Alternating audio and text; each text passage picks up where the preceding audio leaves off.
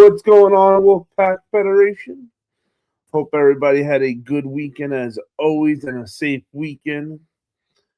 Happy Monday night. You know what it is, start of the week. We had none other than Monday Night Raw tonight. We are officially a few days away from Backlash, baby. So we're going to talk about the good, the bad, and the ugly for tonight's Monday Night Raw, because this was the Monday Night Raw that sends us home to Backlash this Saturday. So we're going to get into it in a few minutes. If you liked it or not, and what you need to know going into Backlash this Saturday. There he is. There's my brother from another mother. The troll exterminator himself. What's good, D? All gas, no brakes. You know what I mean? His for some reason, the Samoan Werewolf's theme, it just keeps growing and growing and growing on you.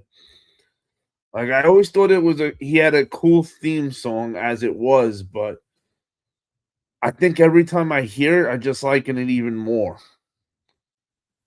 And I like the build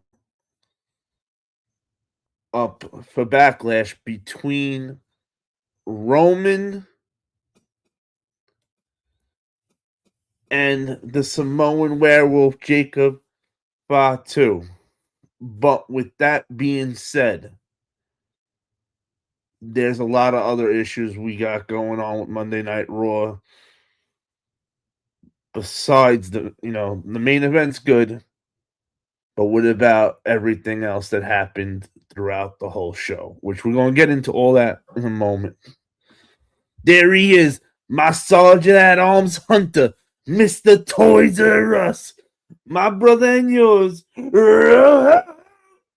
What up, Brody? Boo, boo.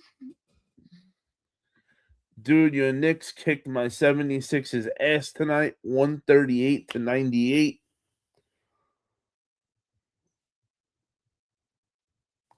I'm shocked. That was game 1, 2 of the series, right? I'm telling you, if I watch the Knicks, they'll lose. So I try not to watch it. I feel like I jinx it.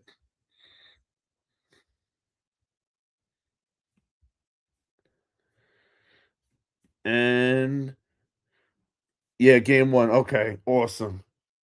Hey guys, just give me 1 second to just make my screen thingamajig on my end a little brighter.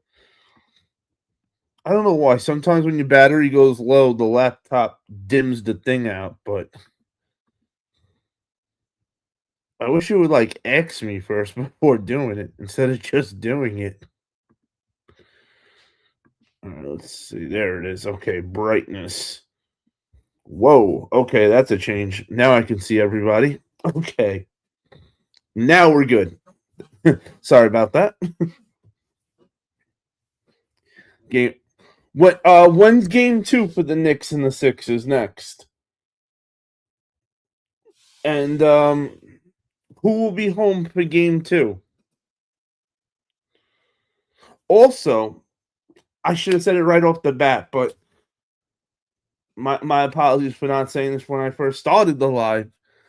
But happy Star Wars Day. May the 4th be with you. For any Star Wars fans out there, I hope you had a blast for Star Wars Day. I hope you wore something cool, Star Wars related, or maybe you just kicked it back at the crib at night and watched the Star Wars movie. Whatever the case is. But if you love Star Wars or like Star Wars a lot, make sure tomorrow morning you check out my other channel, the_Hunter_55. I will have my Star Wars May the 4th video coming out. I do one every year. A lot of times I go live, but this time I filmed a video for it instead that showed off a mixture of Star Wars stuff that I have in my collection that I think, you guys will all get a kick out of.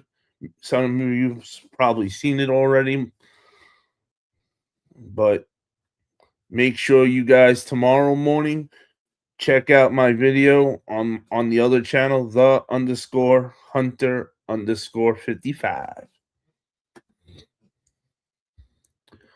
What symbol is that on your cap? So that's the hunter symbol right there, baby. For the ultimate hunter himself, Boba Fett, aka the Mandalorian, the bounty hunters of Star Wars. This is their hunter symbol. And I've been dibbing and dabbing between this symbol and a wolf to mix it, which I'm hoping like mid-June I'm gonna have an official Wolfpack logo coming out. May the 4th be with you and with you, brother. Donald said, I heard that WWE took Roman off all scheduled events for the month of June. He may lose Saturday. Yo, I don't know. I don't know what happened with that, but WWE letting that leak out, I think was stupid. Like we don't want to go in knowing that. We want to go in not knowing that Roman may be taken off for a month, because if that's true and Roman's off for a month, how does he walk out of Backlash champion? Or is he taken off because he's got an injury or something, but he's good enough to do the match, say Saturday, but after that he needs to take time off maybe? I don't know. Just, we're just speculating right now because that is the rumor going on. There he is, Cold Slayer. Slaying. What's good, Brody? Too sweet. How we doing tonight, Cold? Game 2 is Wednesday, still in New York. Okay. Rojo said fire, always on theme. I tried, Brody. I tried.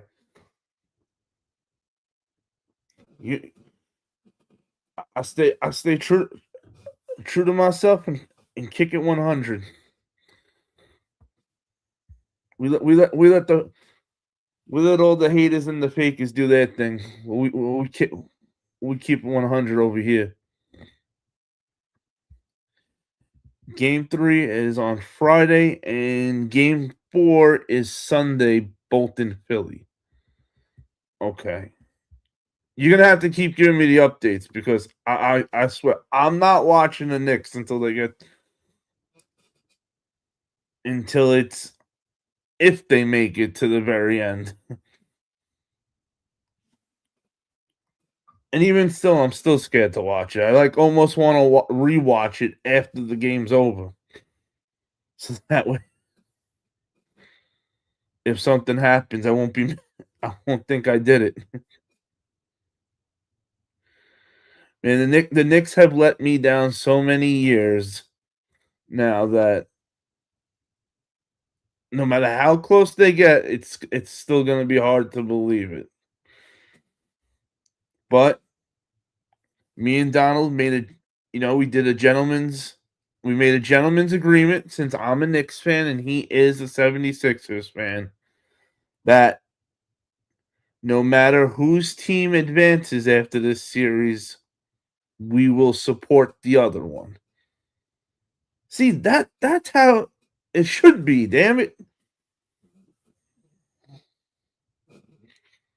Football fans need to take a cue from this. Bunch of damn Cowboy haters out there. Some bitch. But also, for anybody that does not know, I know it's been a few days now, but we haven't been live again since it happened. We had 4 more releases really showing us that TKO is a piece of shit. Yeah, I said it, and you can quote me on it. TKO is a piece of shit. To let go Kofi Kingston, Xavier Woods is bananas. Kofi Kingston has been in WWE for 19 years. At this point, he has been in the WWE, him and The Miz actually have been in the WWE working the longest for tenure right now, and then Randy Orton's after that. So, one of the guys that has been there making the towns, traveling, show to show, never misses anything. He's always there when you need him. He's been dependable for 19 years now, straight. Waving the WWE banner, never even thought about leaving to go anywhere. Has been a true WWE soldier through and through. This is the guy we're gonna get rid of. Nah. TKO, this is, they remind me of when AOL came into WCW and bought out Ted Turner, and then that's when WCW went to shit and couldn't compete anymore because they didn't want them. They didn't like wrestling, and they tried telling, that's when WCW, everything went downhill for them. Is when they lost Ted Turner and the money. And for some reason, TKO is starting to really show me that same tunnel vision that AOL had when they came into TNT. So I hope to be wrong and to see a turnaround, but I won't hold my breath. Even Kevin Nash actually came out, and I don't want to missay it. I want to read the quote for quote of it. Let me get the quote.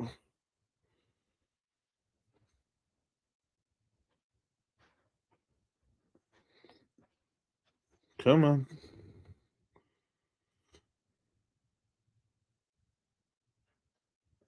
I hate these things.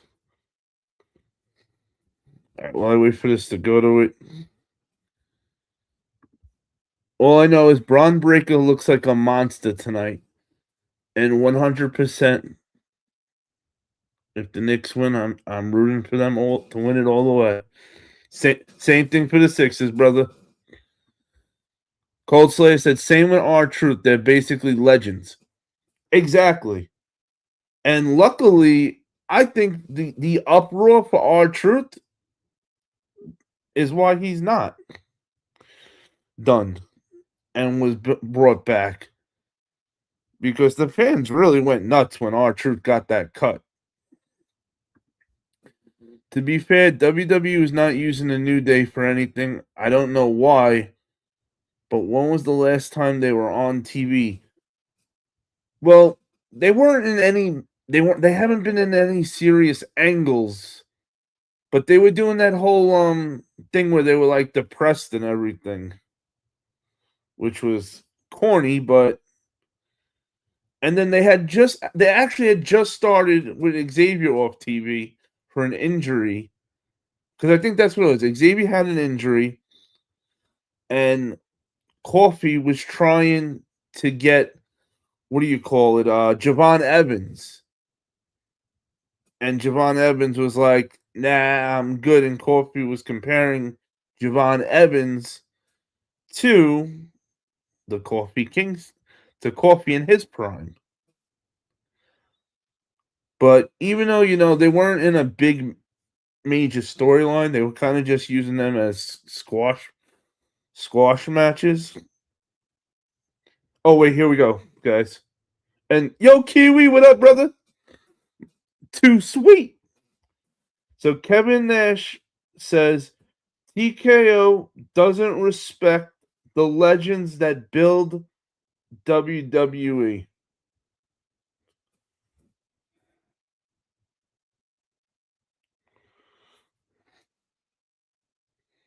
Just to show everybody.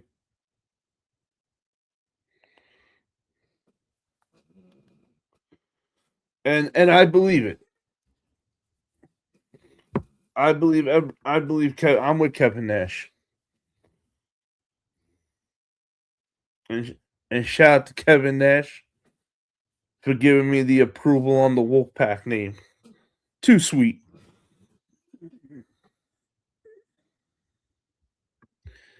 Did you see that MJF tweeted, "It's a new day"? Yes, it is. Maybe they will go to AEW.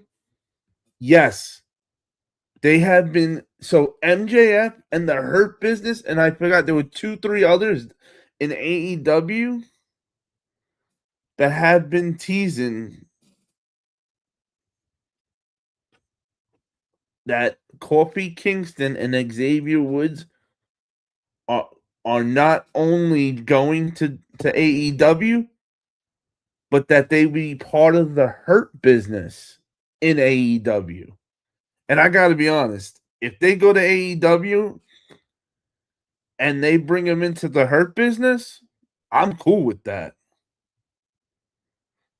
Yo, Kofi Kingston is a phenomenal wrestler. And the man can go. So I would love to see him in the Hurt Business. Xavier Woods, same thing. I just want to see Xavier Woods, though, come in being more serious. No goofy shoes when he's wrestling. Do the Hurt. I want him to, he can do it. He can fully do it.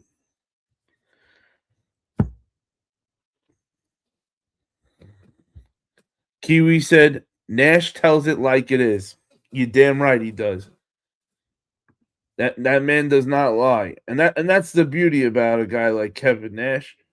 He's in a position where he doesn't have to bullshit anybody. He doesn't have to worry about somebody's feelings or not. No. He's good. He's financially good. He's done his time. I'm pretty sure he may be I think he's a 2-time Hall of Famer.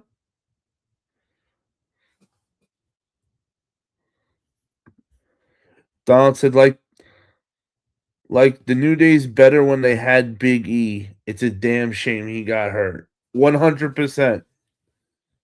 And when that happened, I wanted to be wrong, honestly, but I had said to a few friends, I said the New Day's done. And they were like, nah. I'm like, yeah. I said, Big E has been way too much of the New Day. The New Day can't stand without him. The only way the New Day could have kept going strong was to replace Big E with a big guy. And they didn't do that. They didn't want to go that route for whatever reason. I don't know if that had anything to do with Kofi and Xavier not wanting to put somebody else in it or creative at the end of the day. But that could have helped them. If all they had to do was get a new member and go heel right then with the new member. Instead of a new day, it's a dark day. It's the end of days. Anything they could have. They could have flipped the script and had a whole new storyline. So that way, after they went heel for a while, then they can go face again with the new guy now that's part of the faction. And then by then, he'll be genuinely with them, and it'll feel genuinely right when you're watching it. You won't be saying this. I don't like this Big E fill-in anymore. When WWE turned them heel, they were done. Yeah, WWE, they waited way too long to turn them heel. The storyline though that they made for them while turning them heel was garbage. It was complete garbage. It was the stupidest storyline, one of the stupidest storylines they could have done. And I just don't understand how the guys that are working creative don't see some of the stuff that we see right on off. Like I didn't have to sit there and brainstorm about the New Day and knew instantly Big E's gone, replace him and turn him heel. No, let's run the two of them for a few months, kill all momentum the New Day ever had with just the two of them, and then once they're really about done and nobody cares anymore, then we're gonna turn them heel, but not like a real heel. We're gonna give you a bullshit heel turn. And then oh wait, we're gonna give them a third member. What the hell's this guy's name? See, that's how much I don't like this guy. I call him Kangaroo Jack. What's the guy that was with the New Day at the end? That's still there from Australia?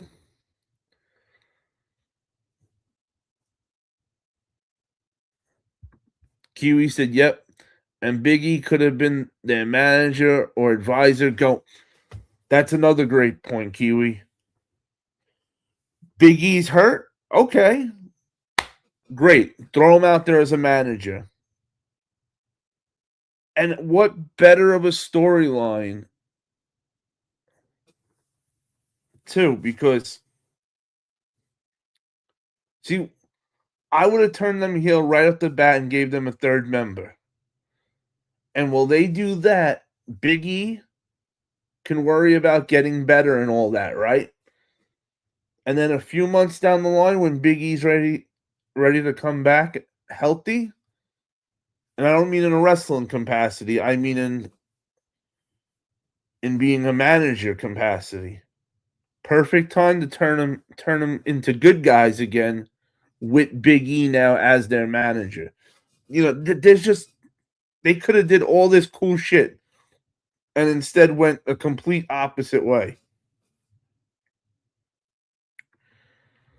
But guys, who is the boring guy with the New Day? The Australian guy that used to be with Austin Theory. I can't believe I can't remember Kangaroo Jack.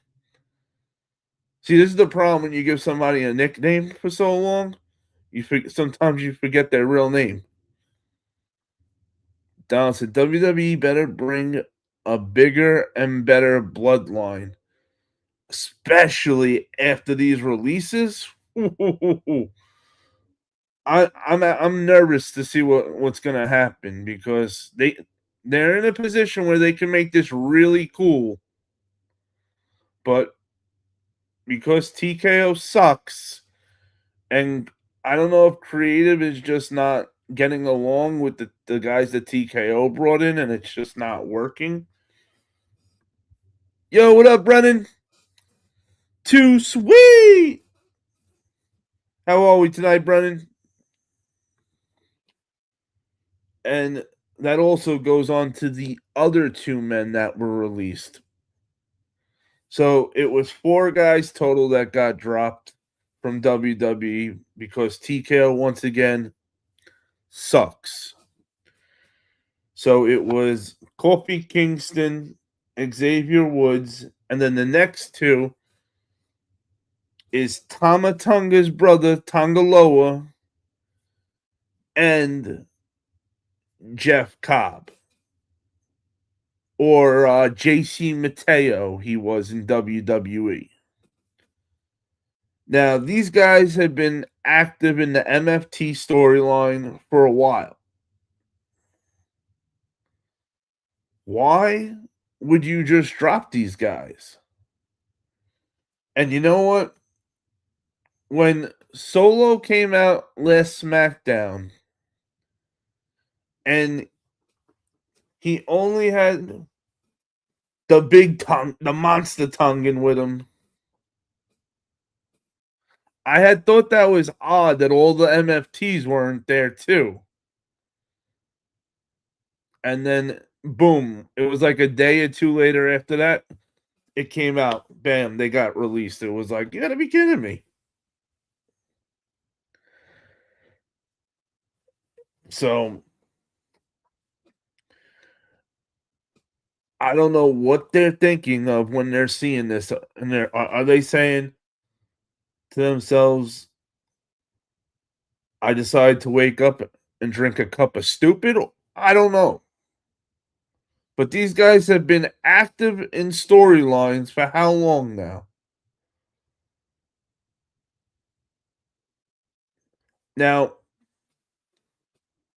Tama Tonga's brother, Tongaloa, that got the boot, I think he has a lot, he botches a lot of things and he does get hurt a lot. But the look that man has works. Now, why him and Tama Tonga weren't running those tag titles together is beyond me. Literally, they were GOD, which stands for Gorillas of Destiny in New Japan, and they were a cool ass tag team. They come out with the face paint and the camo pants, and it worked. Like it worked for them. It was cool.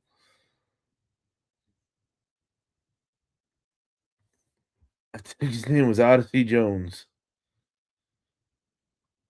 No, I mean the last guy that was with the New Day, the white guy. That's been coming out with them. They took him under their wing while they were in mourning. They were making him like their bitch. Austin Theory used to be his tag partner. But the Odyssey Jones guy, that big guy, would have been perfect to join the New Day. They really should have. I don't know whatever happened with that. Because they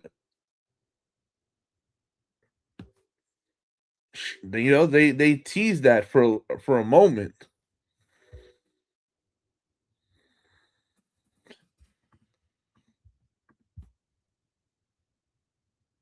Exactly, like, and and back to the Tongans, like, I don't know why Tongalo and Tama Tonga weren't kept the tag team. Jason Mateo, aka Jeff Cobb. Why wouldn't you keep him? This dude's a great talent.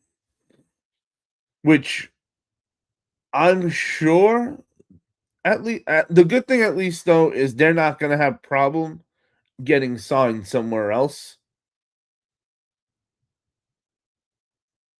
But do you know JC Mateo has been there for like a month and got released already? Him and Tongaloa, like, yo, that's some crazy. I'm sorry, not Tongaloa, but JC Mateo. He came into the company like he's been there for like a month and got dropped already. Why did you bring this guy in then? What was the point of bringing Jeff Cobb in if you weren't going to keep him? And on top of it, you dropped 23, 24 guys before these four, before adding four more to the list. So is are they trying to free up and are they going to offer Brock Lesnar $1 billion to come back? Is that what's going on? Like what? Every show I watch, those seats are filled. Maybe not every seat in the arena, but more than enough seats are filled right now. That 28 people altogether didn't have to get released. Grayson Waller, thank you. That's Kangaroo. That's the guy I call Kangaroo Jack. I hate him as his character. I think Grayson Waller should have been left in NXT to develop his gimmick more. Grayson Waller, he ain't it. You don't put the big guy with Coffee and Xavier Woods. You don't let that guy stay with them. No. Let's pass on that guy. Let's pass on Odyssey Jones. Instead, we're gonna give him Grayson Waller.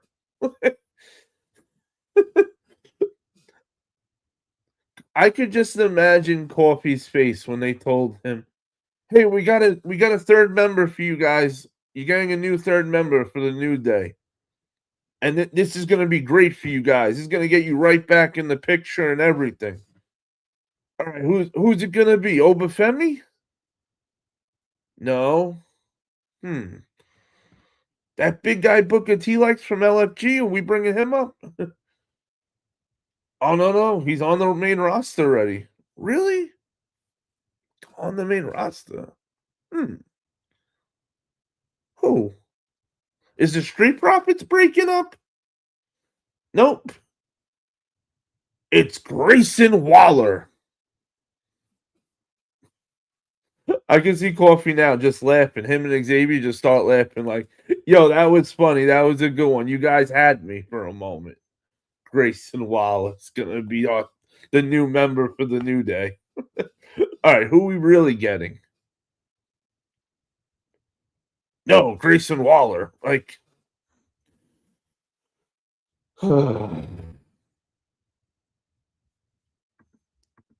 so who is left with Solo now? So Solo only has two people at this point. He's got Tama Tonga, who he's having problems with, and he's got Tama Tonga's baby brother that I like to call the Big Tongan.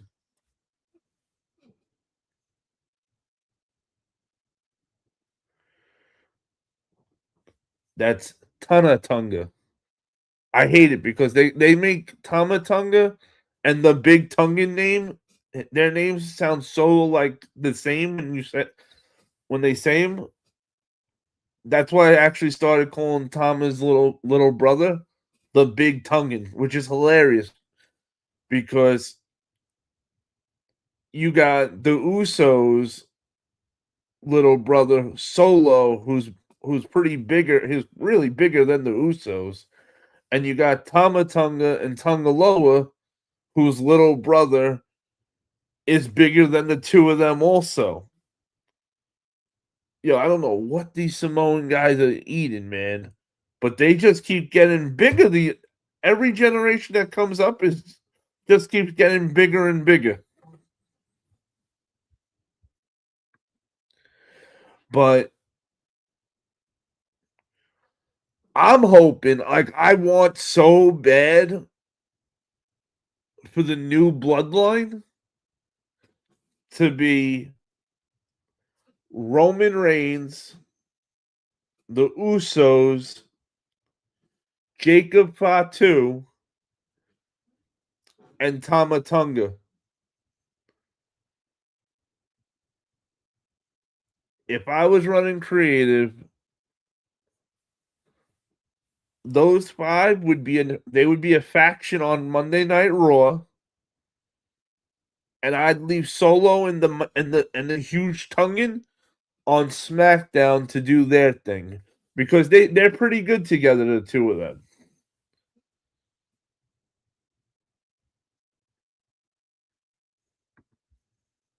Kiwi said, "Bigger and more athletic." Damn right. Hey, I seen this today too, bro.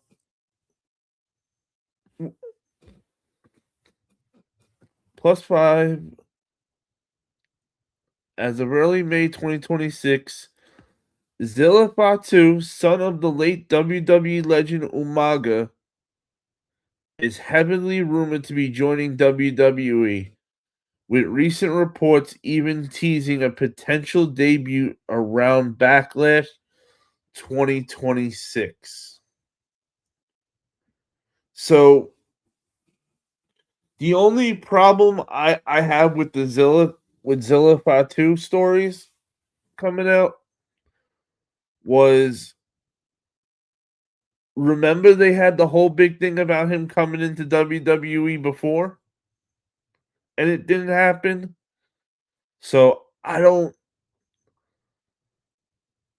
know when they're gonna bring Zilla in.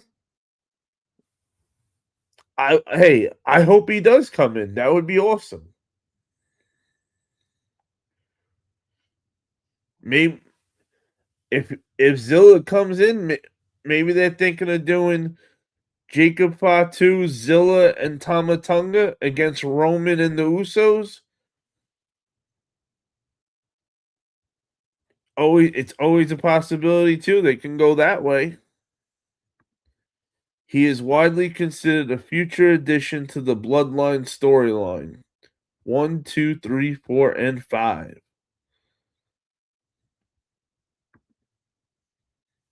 Hey, what up, Andy? Andy said I enjoyed Raw tonight, and I like the Roxanne Perez foreshadowing. Well, Andy, let me tell you this first off. Too sweet. Welcome to the live, Andy. Yo, Peekaboo, what's goody, fam? Too sweet.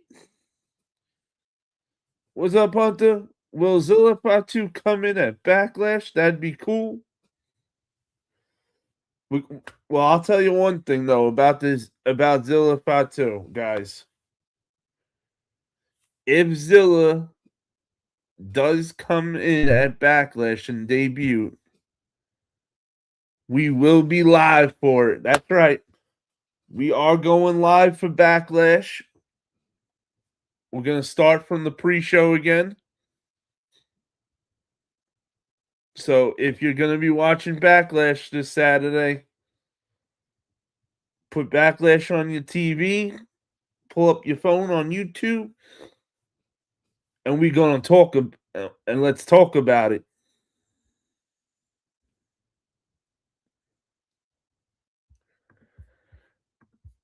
Thank you for the warm welcome, brother. Hey, thank you for coming through, Andy.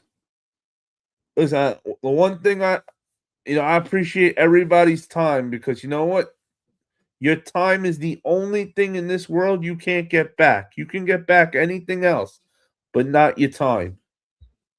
And shout out to anybody who's ghost watching. You know, I can see the numbers. It's a big difference between who's in the chat to who's watching. That's ghost watching. So I always hope that everybody will come into the chat and participate, hang out. We always have a good group of people, but hey, if it's not your thing or you're watching on your TV, I still appreciate you for watching at least. That's right. Make sure make sure everybody you smash that like button, and Andy, if you don't mind, hit that subscribe button and join the Wolf Pack. The WPF Federation, baby. The Wolf Pack Federation. Try peekaboo. Too sweet! My baby Roxanne's about to turn babyface. She is. Andy said 100. Hey Andy, let me know if you do hit that subscribe button because we like to do a little thing when we get a new subscriber. Eagles! What up, brother? Eagles is in the building. Listen, I don't like many Eagles fans, but this is my favorite Eagles fan. I will say that. Will Roman Reigns still be there like he originally said he was? Because I heard that the original scheduled dates might have changed. Yeah, peekaboo. Donald was saying before that supposedly Roman has been taken off the schedule for the entire June. That I don't know if they're doing that to try to play into that he's losing, making it trying to screw with us. Or or does he have something he's got to film, maybe do something? A family obligation? Kiwi said, come in, say hi, and then sit back if you wanna. You damn right, Brody.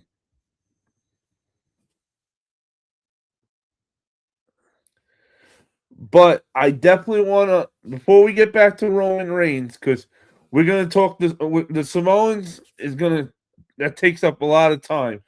And I do want to get back to, before we get back on Roman, because like I said, we can talk about the crazy Samoans for a while. So I do not want us to forget about Donald's girl, Roxanne. Did everybody enjoy that tonight? Roxanne was so uncomfortable doing it when they gave her that little hammer to hit Finn Balor with. I think it's only time now. My only question is does Roxanne turn on the Judgment Day? Or does Liv Morgan and Raquel beat up Roxanne? And that's how she leaves. Because she was not comfortable tonight. And they made sure to show you that she did not want to hit Finn Balor with that hammer. And she just did it because she felt like she had to. Peekaboo, hold that thought for about Zilla. I'm gonna get right back to you on that one.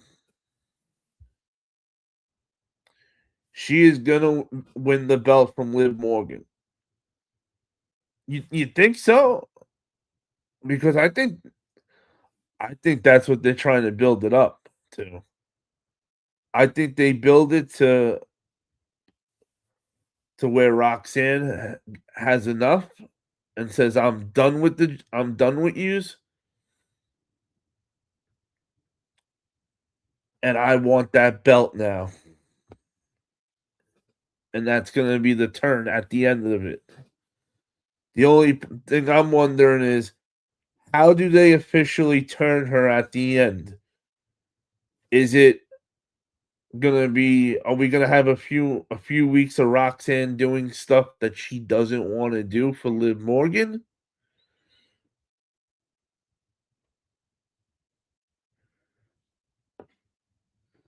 And when it does happen, when Roxanne does turn and goes against Liv Morgan, will she form a bond with Finn Balor again? Or will she be going against Liv Morgan, Raquel, JD, and Dirty Dom on her own.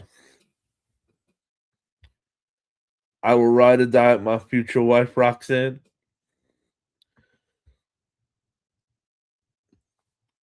And not for did you notice the outfits that they had the girls in tonight? Liv and Roxanne. It was like they were trying to dress them up real slutty like.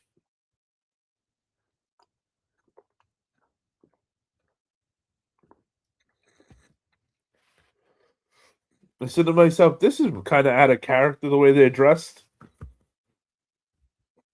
It's not really how we usually see them. Yo, what up, RX? The New Day TNA Wrestling. Too sweet. Welcome to the live, RX. Hey, you never know. You never know. There's a lot of teasing right now that the New Day's going to AEW. But the only way I want the New Day going to AEW is if it's gonna be with MVP in the Hurt Business. If the New Day is gonna be put in the Hurt Business, I'm all for them going to AEW. Otherwise, I think if I'm TNA, I'm going broke. I'm getting at all the money they have to spend. I'm going all out, and I'm trying to buy as many talent as I can that got released. Aleister Black and Selena Vega are coming in as my world champion.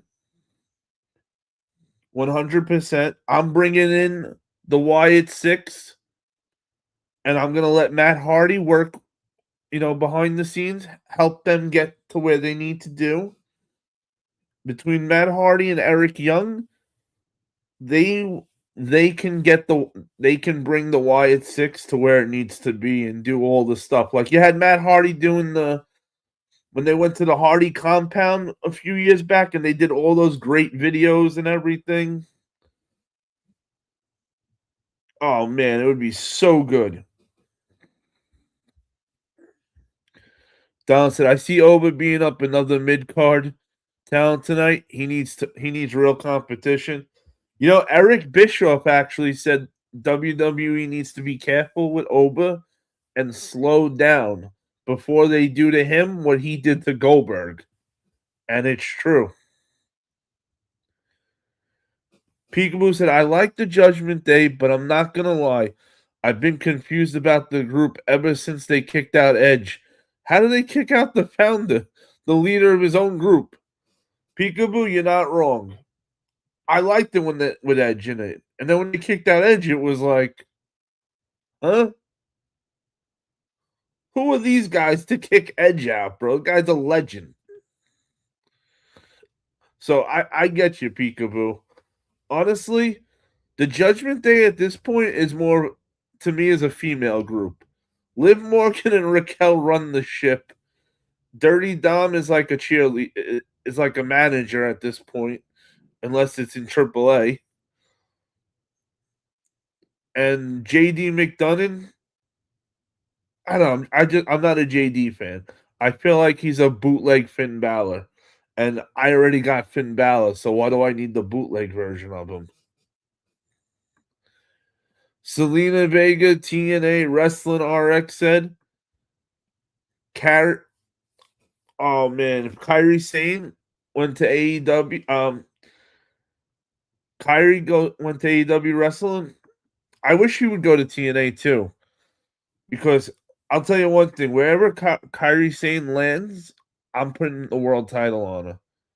That's why if I was Kairi Sane, I would go to TNA because I know if I'm her, I gotta be saying to myself, if I go to TNA by the first pay-per-view, I'm world champion and I'm running the show for the females. Because how do you not do that with Kairi Sane? Kairi Sane's amazing. Peekaboo said the Wyatt Six in TNA would be nice for sure. I'm yo, I swear, bro.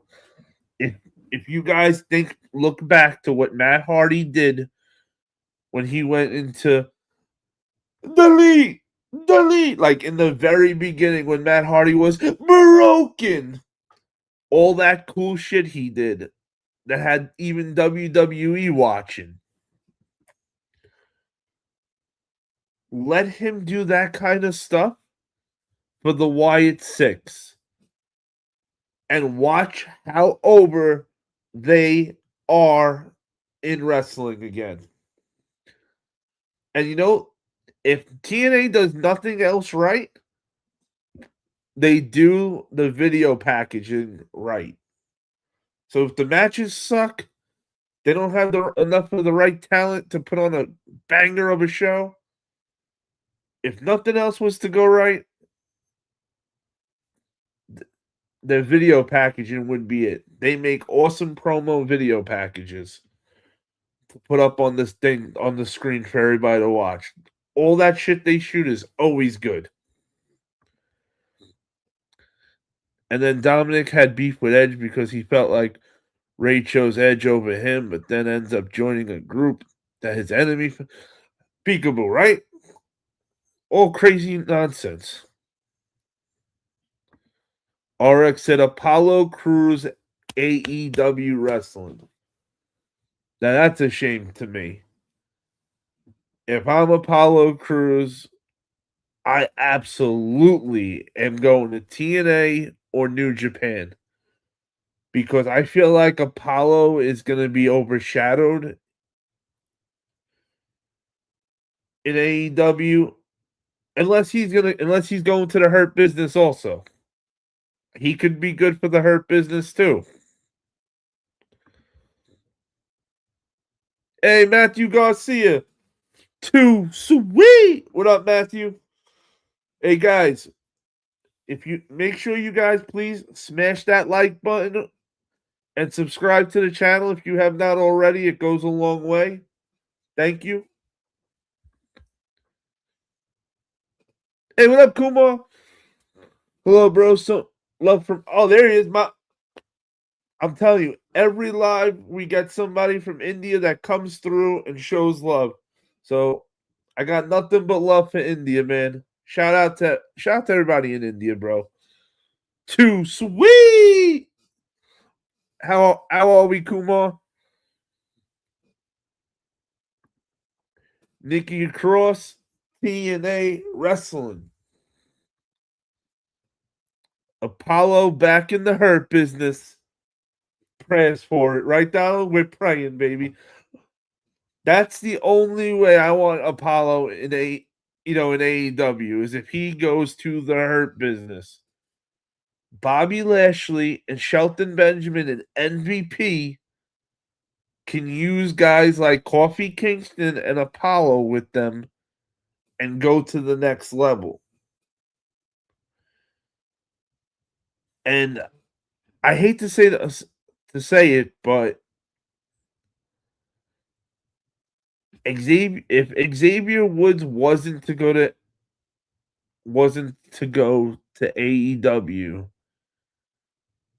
but Kofi did go, and this is with them going to the Hurt Business, Kofi and Apollo. I wouldn't be heartbroken that Xavier didn't go with them.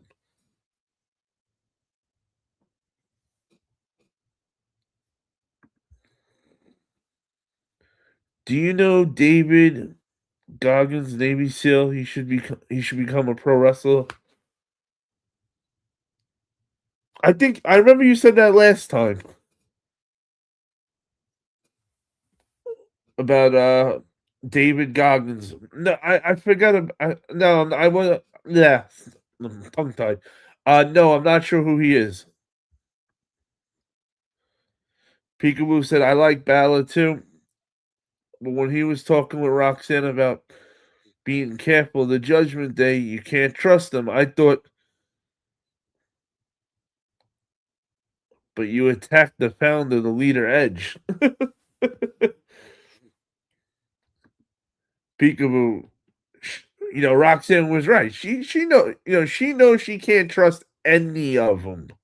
That they're all gonna do whatever's best for them. So she's smart. She's playing it smart right now. She's doing what's best for her career. And right now, she knows that going against the Judgment Day for Finn isn't in her best interest at the moment. If Finn starts winning, then maybe she changes mind. He was with them in WWE.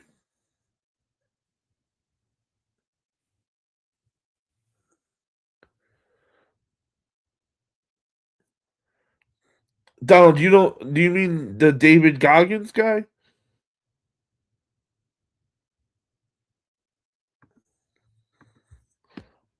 Peekaboo said Apollo Crews in the Hurt Business would be oh yeah.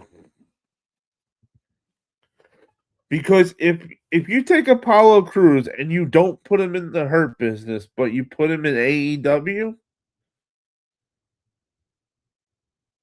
after 2 weeks, what do you do with him then? We have Ricochet.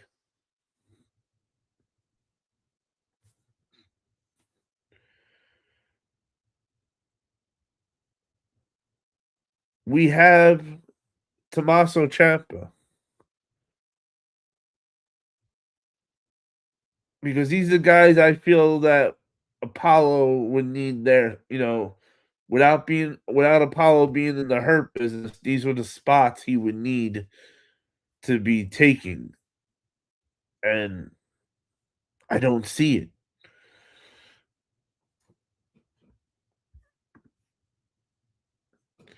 Apollo was with the Hurt Business when they were in WWE. Oh shit, I forgot. You're right. I forgot all about that.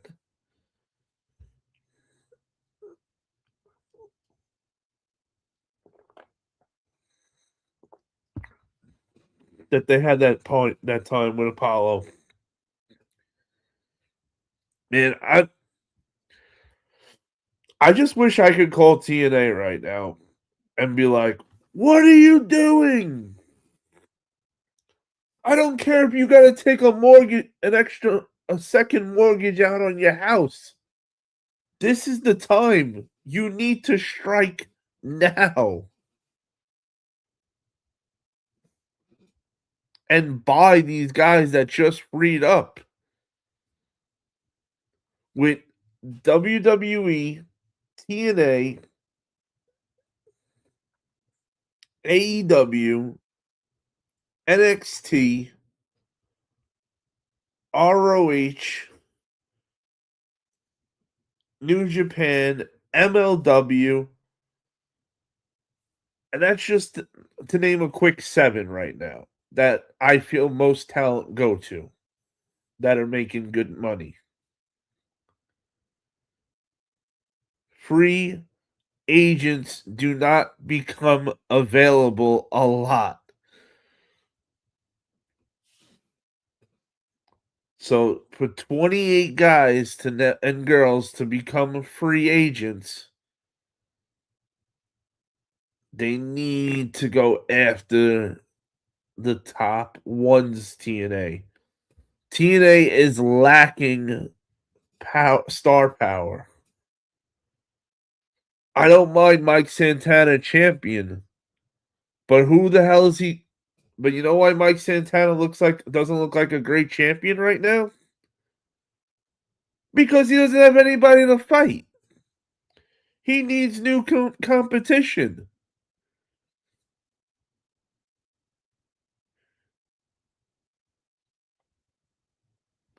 Dolph Ziggler, aka Nick Nemeth, he's got the call you shot trophy thing, so he's not getting a title shot. They got Moose. I don't know. Honestly, if I was TNA, Moose would be the world champion right now, but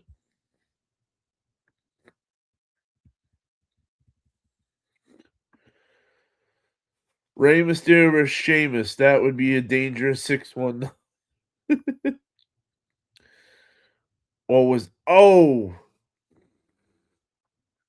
Donald, that might have been Cedric Alexander. You're right. When that happened back in WWE, you're right. It was actually, now I'm thinking about it, it was Cedric, because Cedric and Shelton Benjamin were a tag team. Maybe he could go by Cruz instead of Cruz, Apollo Cruz or Cruz. I don't. I think he might. I think he might go back to his old name if he doesn't own Apollo Cruz by now. I think he might go back to Uha Nation. But you never know. What should? What about Santos Escobar? Where might he go? If I'm Santos,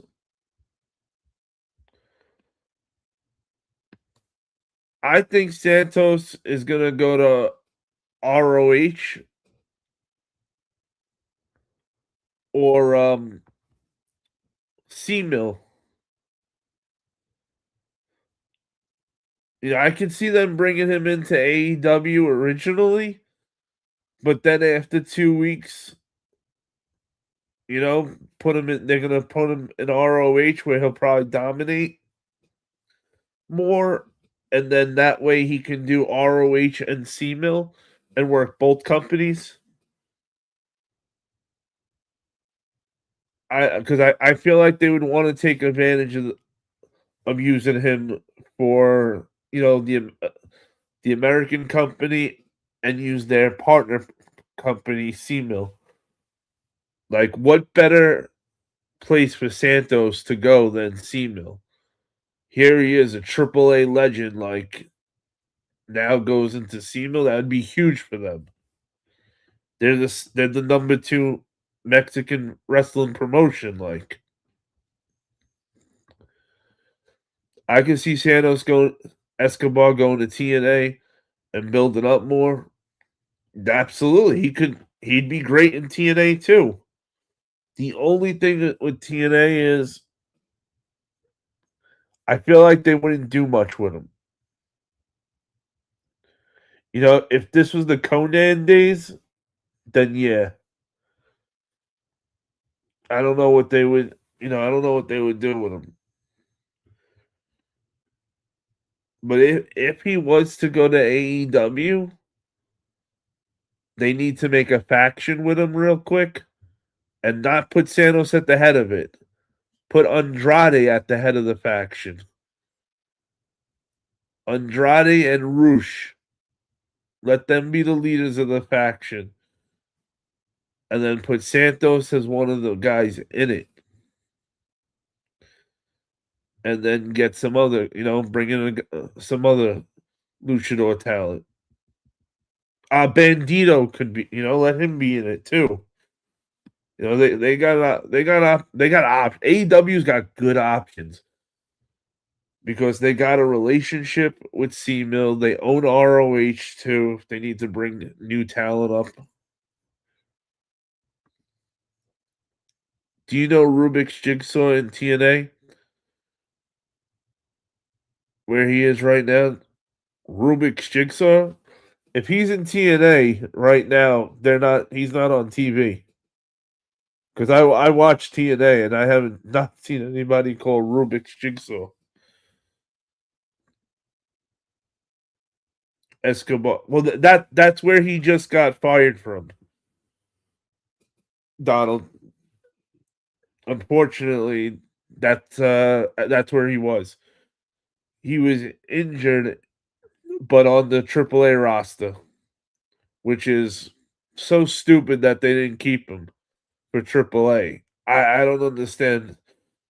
It makes zero sense. But supposedly Santos his release was more about him being injured. That supposedly he kept getting injured so much, and after this last injury, they were just like, "We're done." They don't think his body could hold up to do it anymore.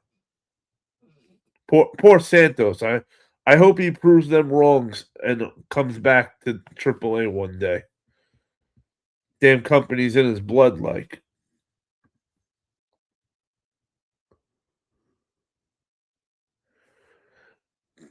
What up, Vince? He said to be a wrestling mark in this day and age is a sad go. Why is it a sad go? You like what you like.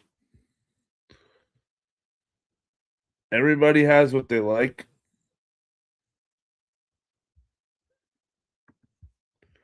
Shit. Everybody watches TV and movies, sports, the whole shebang. Peekaboo said Escobar was in Triple A, but they released him. I thought he was doing good, or they tried to repackage him. I thought Triple A was a good fit for him. Yeah, Peekaboo. Him leaving Triple A, getting released from Triple A, was strictly because of injuries. He got injured again, and that was it. Unfortunately, which really sucks. Like he had come, he just got better, Santos too, and was ready to come back to work and gets released.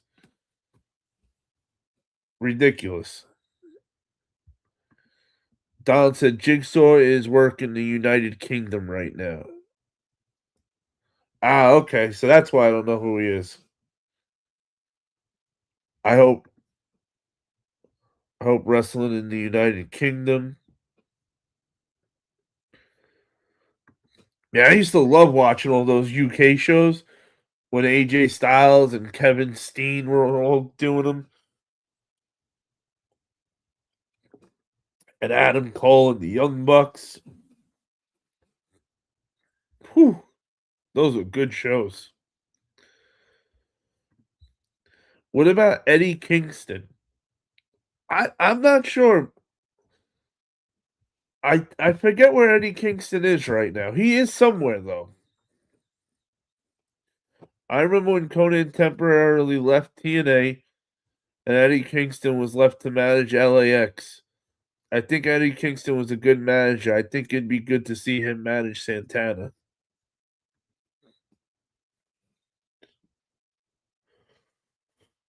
That wouldn't be the worst thing. As long as but well, here's the only issue with that. Eddie Kingston would have to be living. I think he'd have to be on he have to be living a sobriety life because guys like Mike Santana, Carl Anderson, they're not messing around anymore. Both those guys are living a strictly sobriety life right now, and massive respect and props to both of them, especially Mike Santana, because he came back to wrestling after leaving over addiction issues. I don't know what he was addicted to personally, but I just know he had a problem. That's why he left, and that he fixed that problem, came back stronger than ever, and is the motherfucking TNA World Heavyweight Champion right now. Let's go, Mike Santana, baby. And I have also just found out recently that Carl Anderson is also living a sobriety life right now. I believe he is on his, I forgot what day it is for him, but he's in the hundreds though. He's been going strong for a while right now. So power to both of those guys, both great wrestlers and great human beings. Peekaboo said, if I'm not mistaken, I think Eddie Kingston is still in AEW. I haven't seen him in a while. Donald said Eddie Kingston is still under AEW contract. He's working with ROH right now. Okay. There we go. Thank you, Donald. Too sweet. Too sweet. So Eddie Kingston is working with ROH right now, which is actually pretty good. I miss ROH. ROH was so awesome. I wish ROH would go back to their glory days. You know, I wasn't always into the indie stuff. I really wasn't. AJ Styles really opened my eyes to all of it. When AJ Styles left TNA and went to New Japan, it was like, whoa. And then I had always known what ROH was and some of the older guys that were there, but I wasn't watching it like that. But then I had gone back, I started watching all the new shows of that year. And then I went back and watched all the old bigger shows that I didn't see, all the old pay-per-views and stuff. And man, ROH was so effing good. The talent they had. Eddie Edwards and Davey Richards, the American Wolves. Hey, I was a fan of the Kingdom. Matt Taven, Mike Bennett, Adam Cole.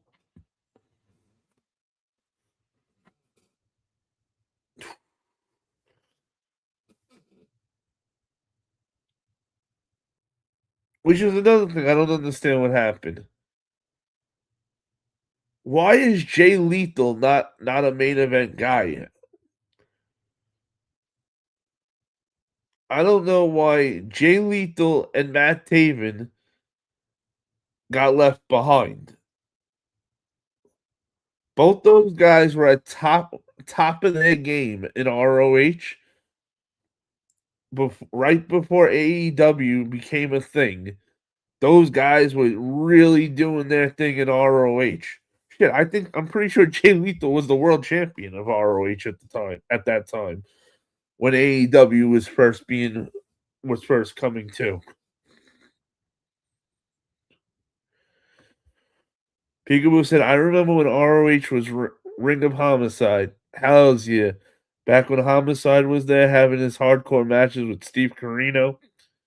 And he was in the Rottweilers with Low Key and Ricky Reyes, etc. Yo, I'm a big Low Key fan also.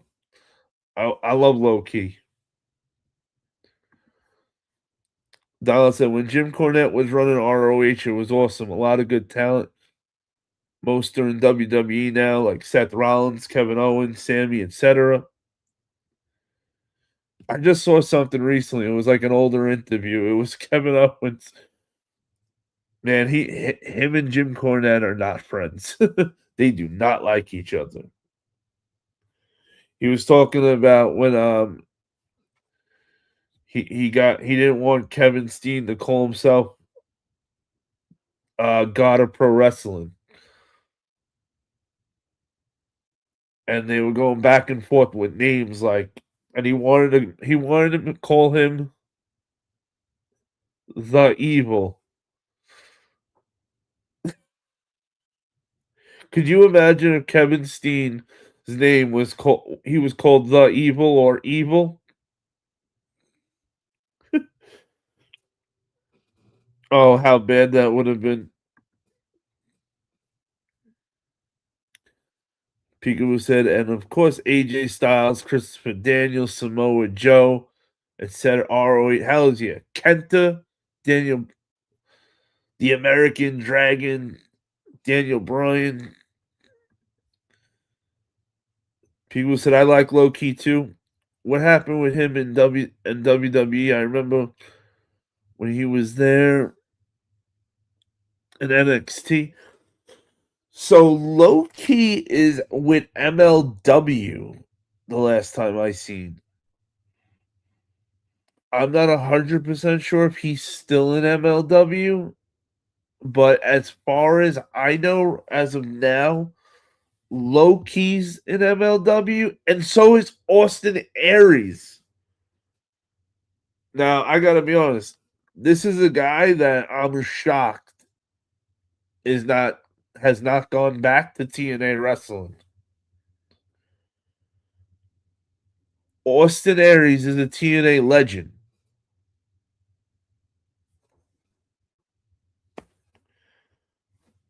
I don't know what happened with him in TNA. Maybe that has something to do with it. But shit, every time he was in TNA, he had a belt, and if he didn't have a belt, he was still in the main event. So if he's not doing that in MLW, I don't know he's not thinking about TNA.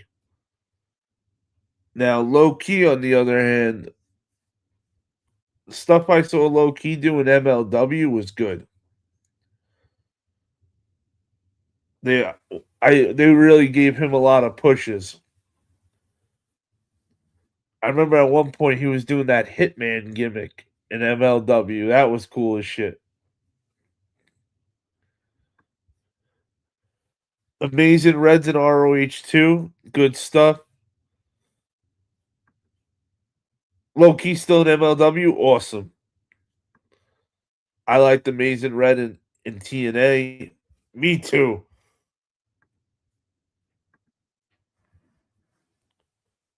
I that's when I first knew who Amazing Red was TNA.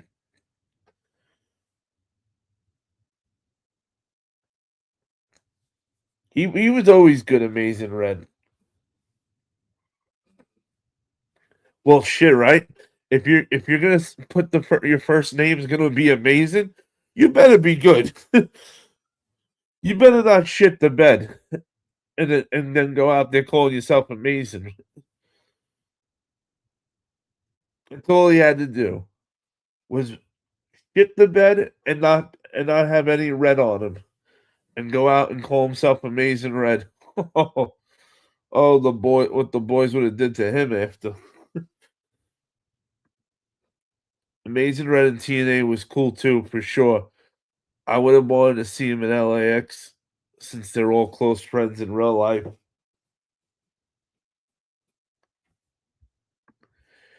Killer Cross in MLW is the world champion.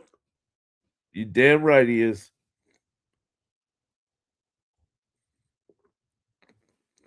Oh, I know I'm about to make you guys all very happy. I watched something JCW. That's right. I watched the JCW thing called Stranglemania.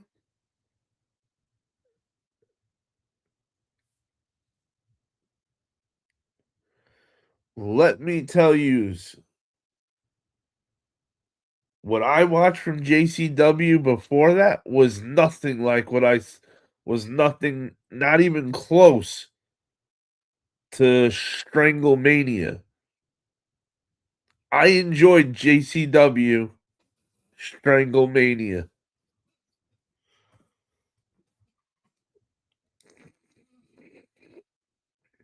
Did all you JCW fans see it? I believe it was on last week or the week before. I know it was recently. That was the pay-per-view. Okay. Like, I was like, holy shit. Because I didn't get to watch the whole pay-per-view from start to finish. I watched like the highlight thing and it showed me each person who was in the match with them coming out, and then just the finish. But I was so impressed with JCW for their pay-per-view, to the point I had thought about covering, if we didn't have all backlash coming up, I might have freaking took a night to talk about just that. The talent that they brought in for Stranglemania was awesome. Nick Nemeth was there. The Good Brothers were there, which I was shocked to see the Good Brothers. I was like, oh shit, my guy's here? Who's gonna Magic Killer? EC3 was a referee.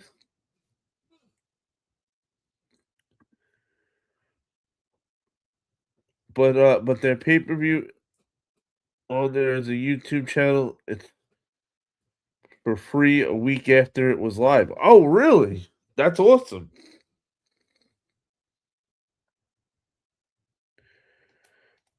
I definitely wanna watch the full pay-per-view. I'm trying to think of who else they brought in, but I just kept being shocked when I kept seeing a TNA wrestling. A lot of TNA wrestlers were there. Oh, that's right, Rob Van Dam. Come on, Rob Van Dam. Who doesn't want to see Rob Van Dam? Like, I don't care how old Rob Van Dam is. As long as he can still do everything, I'm more than happy.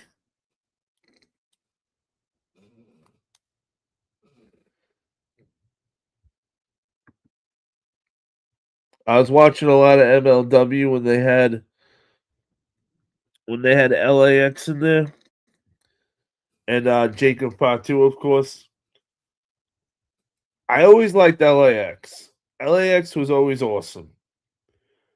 I liked all the versions of LAX too. And I remember Jacob Fatu when he was the leader of Contra in MLW.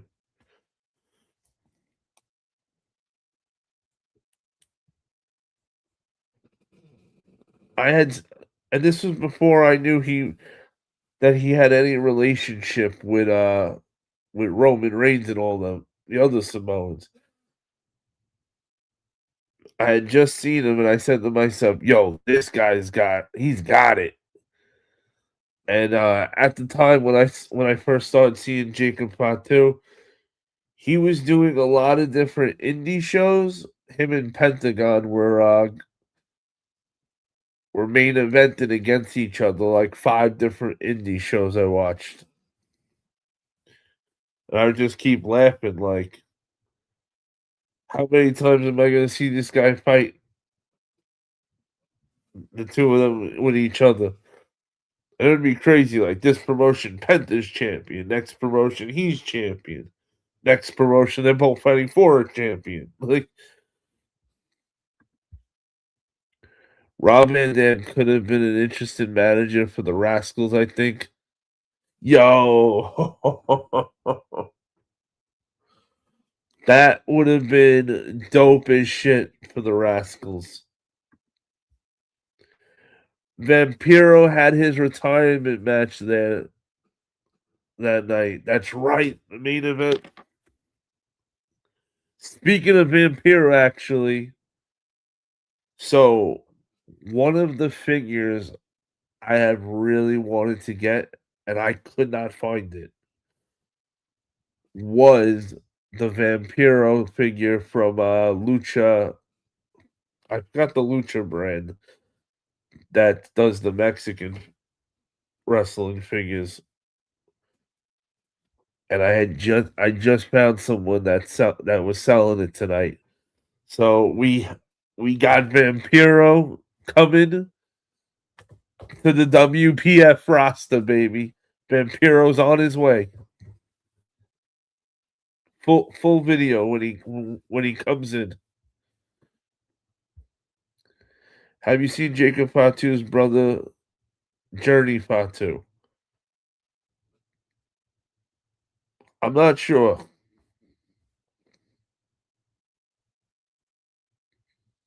I remember seeing another guy, but I'm not sure if that was him. Vampiro versus Big Vito versus CPO.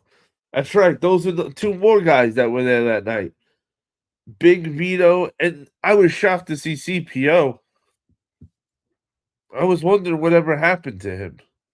He was in TNA doing good shit, and then he just disappeared.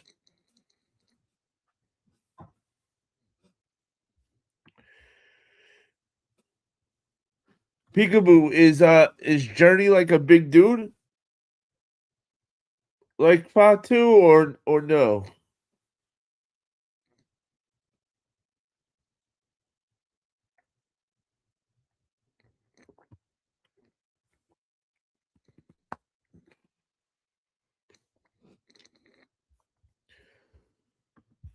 Journey. Fatu.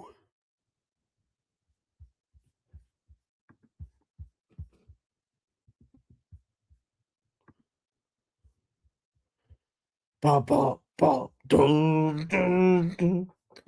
I'm telling you, once you every time you hear Jacob Fatu's Samoan Werewolf theme song, it just keeps getting better every time.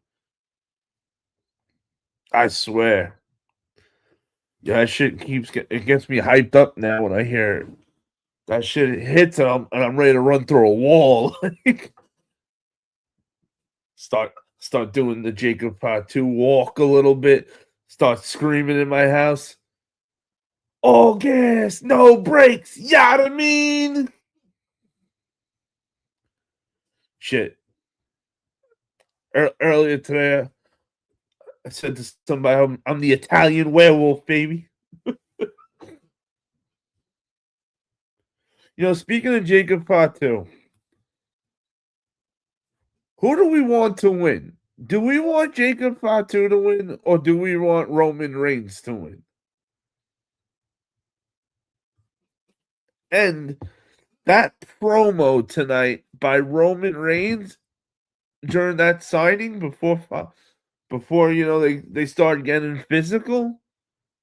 Yo, that shit was fire. Yo, Roman Reigns is so good right now. Being not able to do promos against John Cena to watching him now in the ring, just spitting straight venom, is absolute amazing to see how far Roman Reigns has come. Yo, Roman turned around to Jacob Fatu and said, "You worry about 7 kids? I'm worried about 107 kids. I'm worried about the next generation and the generation after that." I was like, "Oh shit." Yo, he just sunned this dude.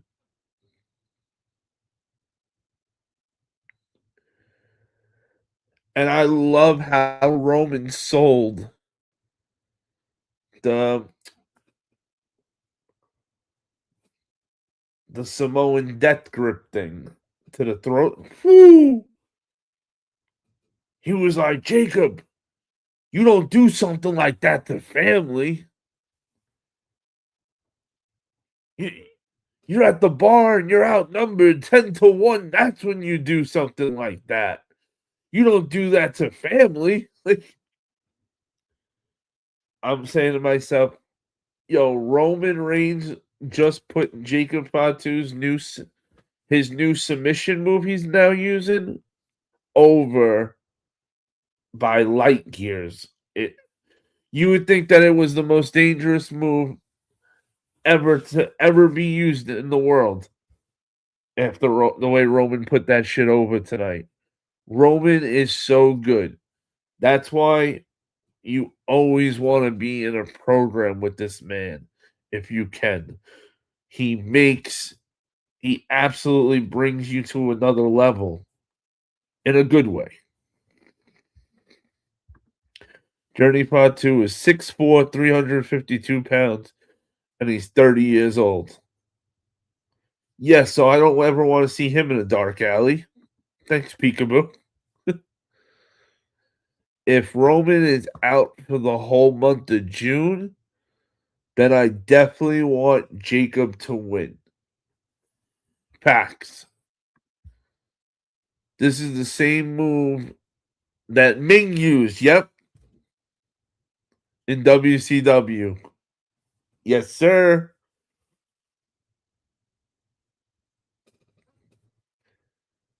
And Roman just, he just did the whole segment so good. The only thing that wasn't good about the segment, honestly, was when Roman was supposed to go through the table and the angle was kind of off. So Roman didn't hit the table the way he should have hit it. So the table didn't break. That's the only segment I think, the only part of the segment that it was like, ah. But Jacob saved the segment because he started saying what he was saying and looking crazy. And the fans saw that and they just started cheering, Jacob, Jacob. I think it's too early for Roman to lose the title.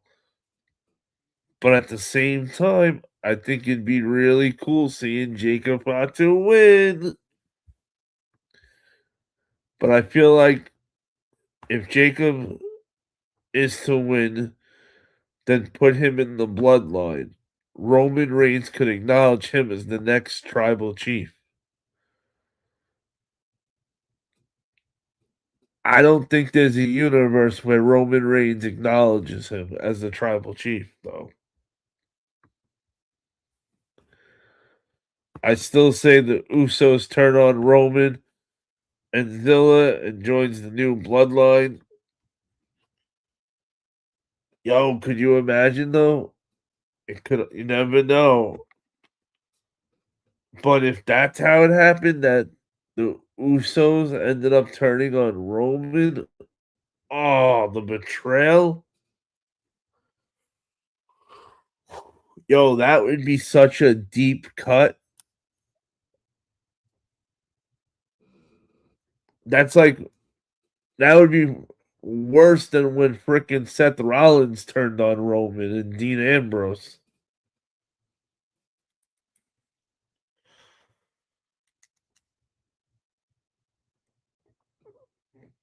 But now I'd rather see Usos with Roman and then bring in two new members.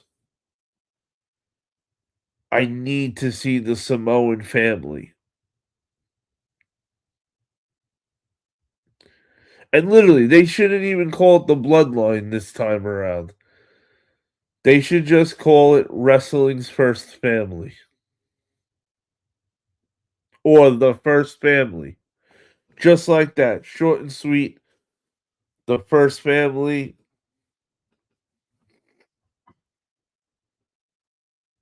The first family or the family. Either or, it works. But we do need new members. We don't want to see just Roman and the Usos again. We've been there, done that, not trying to rewind the clock, trying to go forward.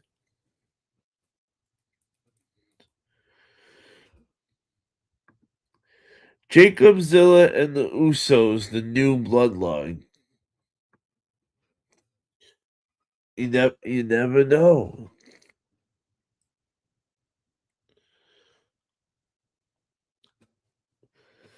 Hey, I would like to see Zilla come in too, but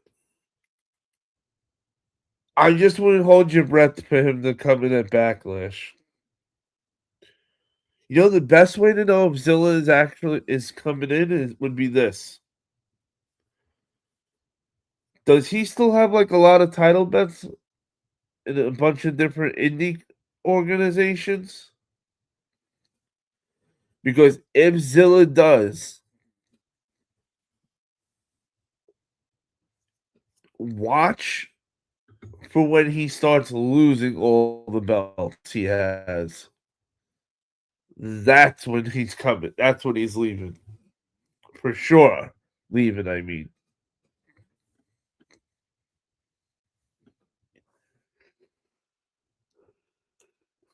Whew. What about Lance Noah? I thought he was signed with WWE and it evolved. Um, that's a good question. I know I'm pretty sure he's in Evolve still. I could be wrong though, because I actually forgot about him at one point.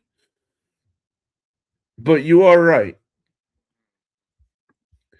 In India, there's a phenomenal high flyer, Pegel Perinda. He's amazing. I hope. I hope he joins the WWE. Oh, hey, I hope so too. You know, I know you guys in India are huge wrestling fans. So I know, how awesome it would be for somebody in you guys' hometown to become a WWE wrestler. So that would be I know that would be real big for you guys. So, for, I'm my fingers are crossed. I'm hoping for you, India. I'm hoping, Kumar, that you guys get him. The Ricochet of India. Let's go. I can see Zilla's mom being a heel manager. Have you seen her at the events? She's pretty funny. Unfortunately, I never met Zilla Fatu in person yet.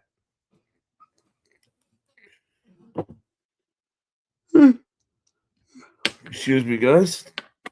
It was a long day. And I've been following his YouTube channel before he started wrestling. Oh, that's awesome.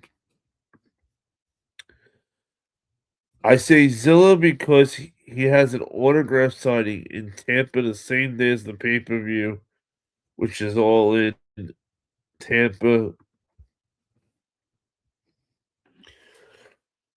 I hope so, but with him, I don't get my hopes up anymore because they had such a big thing about him coming in a few months back, and then it didn't happen.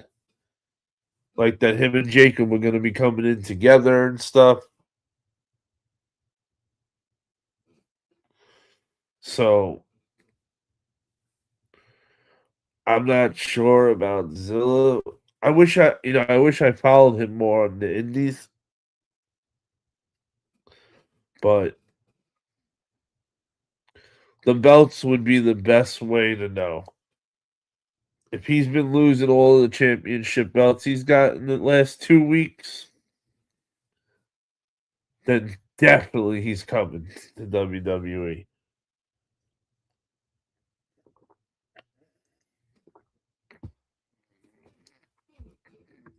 Nice. I met Zilla a few times and his cousin Dam, Damo Anoa before he started wrestling. Oh, nice. He's out there in Cali. How were they when you met them? They were both awesome.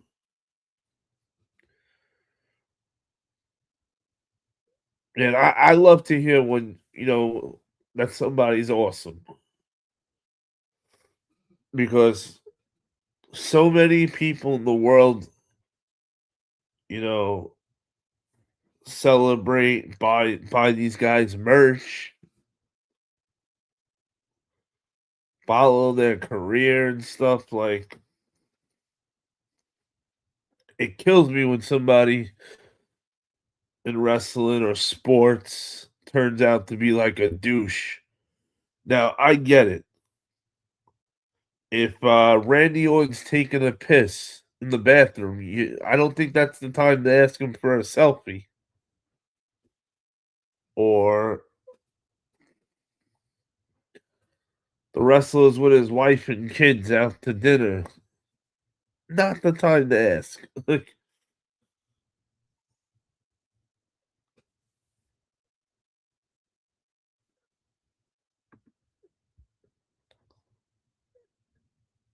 at first it's wait, so the he's Yoko's nephew. I still can't believe Yokozuna is Samoan. I never, for the longest time, I did not think that at all.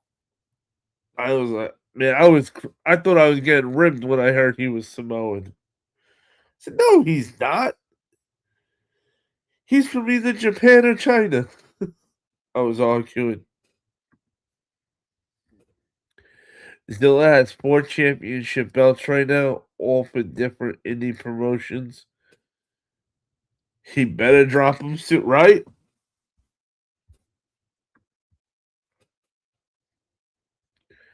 I met a few of the members of the family, and they all been really cool. And the same with Conan. I met him a few times for let's see what I can damn glare sometimes. All right. Same with Conan. I met him a few times because he's from San Diego and he was really cool. That's awesome, man. Tell you, I love hearing that. Like I said, I wish I had a good story for every wrestler I've ever met, an athlete, but I don't. Anthony Mason from the Charlotte Hornets and the New York Knicks. I met him at a Knicks game.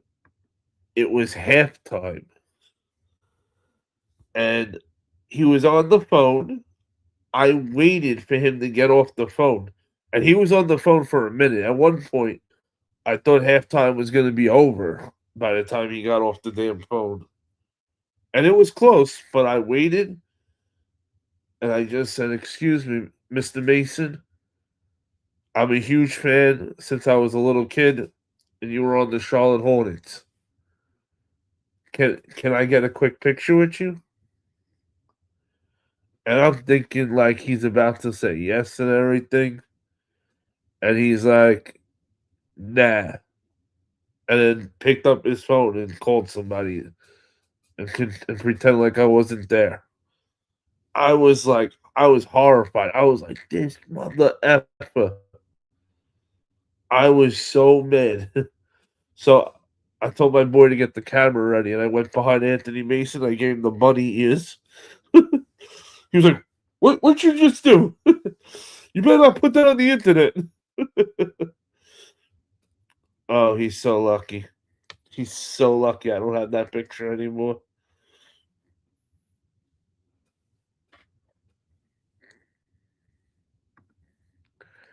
I think the bloodline has had a family member wrestling on TV for all 35 years.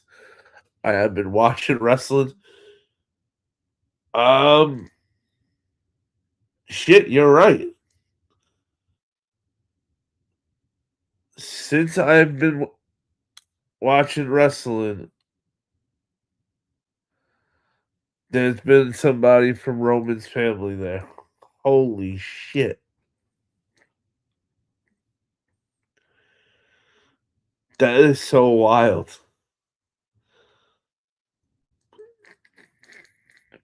Talk about a wrestling royalty family. Woo. How do you how do you top that? That's like the Undertaker streak, but better, which is crazy again in itself.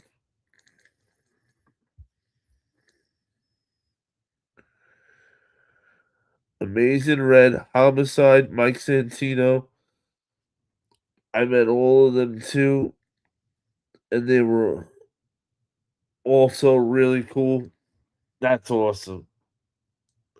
Wait, how does the Miz say it? That's awesome. Every famous person I've met has been cool. That's awesome, Peekaboo. For me, it was really just Anthony Mason. I can't remember another one that was like, "Oh, you douche," but definitely Mason was the one I for sure remember.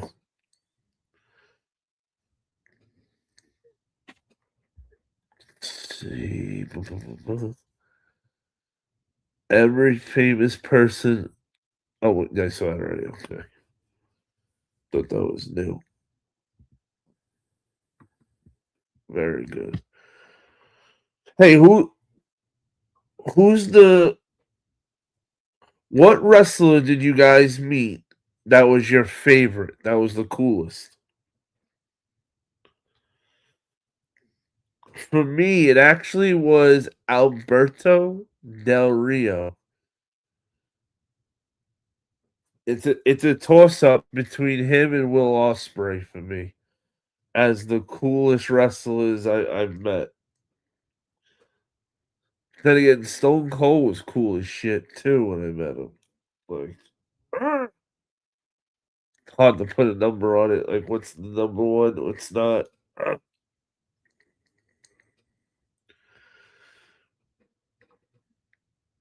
Oh yeah, the Macho Man. Every wrestler I ever met was cool except one. Superfly Jimmy Snuka was an asshole. I'm sorry to hear that, Brody. And now I'm happy that I never met him also. I don't know why, but I feel like I could see him being an asshole too.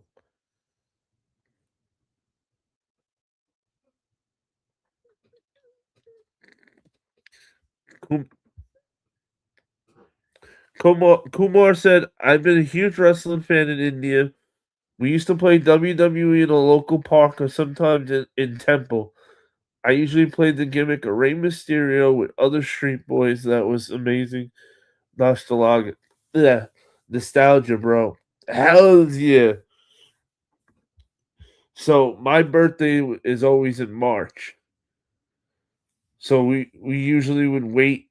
I would usually wait to WrestleMania at the end of March because back then WrestleMania was the end of March usually when I was younger, and we would do a WrestleMania party for my birthday every year, and we would make a list of matches, who's fighting who, what the stipulations are, what belt it's for. We had all the foam belts and everything. Oh man, I remember my parents wanted to kill me. The worst. This was the worst year we that had happened. We broke three tables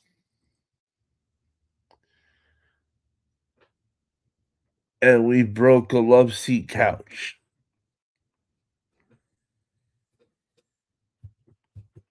Oh, and I think I'm pretty sure I needed staples in my head by the end of the night too. From I got hit with a fan, and just luckily when he threw the fan he threw it across the room, and it just caught me in the back of the head right, and it just slinked me open.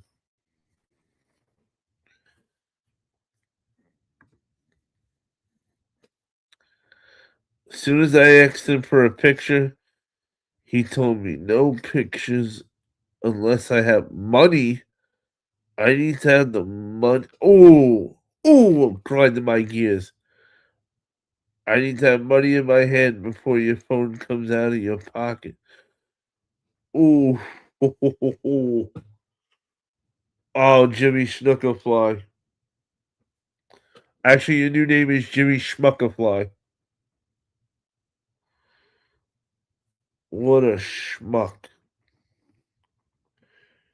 Good job, Jimmy Schmucks.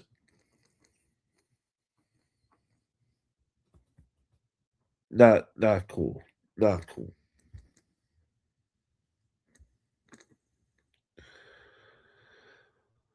The coolest one was Mick Foley.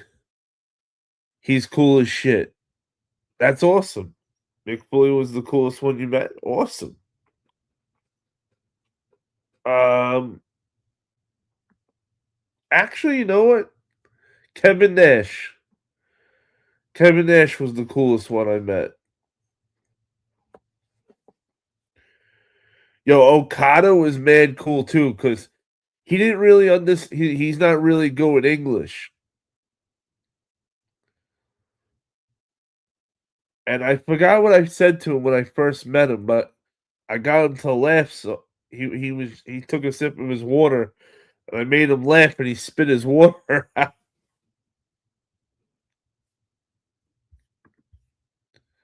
Right, Kevin Nash. Hey, Bulldog Rick, what up, brother? Too sweet. Hey, WPF. I'm not gonna be here long. I had a death in the family. Oh man, I'm so sorry to hear, brother. And I've been sick as hell. I lost my last living aunt on my mom's side. But then, yeah, my cancer has kicked up a notch. It's moving. I'm so sorry, Bulldog. So, prayers with you and your family, brother. Sorry for your loss. And Bulldog, fuck cancer, baby. Fuck cancer. Man, I hope everything turns around for you, doggy dog. Remember, you're the Bulldog, bro. Nobody puts the Bulldog down. Nope. No way, no how. Bro, you must come to India. I will welcome you with lots of good, delicious food like butter chicken. You also see people like Khan and Kumar, both are wrestling fans and actors too. Shit, I wish I could. I would love to go to India. The food would be a problem because I'm the pickiest eater you'll ever meet. But hey, as long as you got a Wendy's or something down there, I'm good. Or like a McDonald's. Father, further up my colon. But fuck it, I don't care anymore. I'm losing my aunt kicked my ass. But yeah, I'm so sorry, Bulldog Rick. They lost their aunt. Man, condolences, brother. And always remember, it's always fuck cancer, baby. Fuck cancer. Yo, Chappelle, what up, brother, man? Too sweet. He said, my condolences to you and your family, bro. That's what's up, Chappelle. Donald said, sorry, Bulldog. I'm praying for you, brother. Thank you, man. Yep. I say fuck cancer, but yet moving higher up on my after my last MRI. I've got spots in my What are they telling you to do to make it better?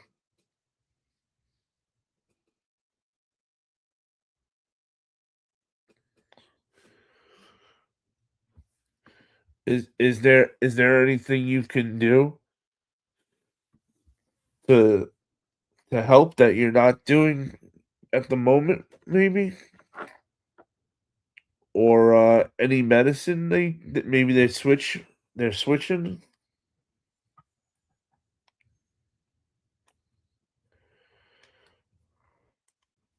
Tell them, Donald. Bulldog, I know it's tough, but you have to keep the faith. Damn right. Plus, you're Bulldog Rick. You kick ass. You don't get your ass kicked. Remember that, brother. Nothing, and I mean nothing, will keep you down. Unfortunately, though, things will always happen in life that will push you back and set you back. But you Bulldog Rick, you don't stay down.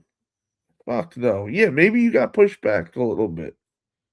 Maybe this week wasn't your week. And if this week wasn't your week, then that just means next week you're gonna kill it, and you'll make next week your bitch because you're Bulldog Rick. That's how you get down, broski. Fuck cancer.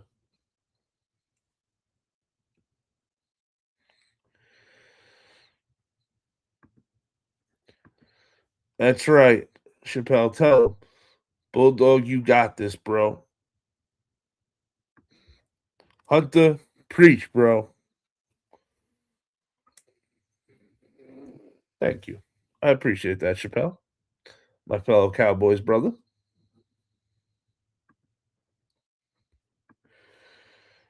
More chemo and more radiation. They want to go to 5 chemos a month and 4 radiation treatments. Yeah, they had me on meds as well, but yeah, I got kicked down. I'll get up, bro, and go fuck cancer.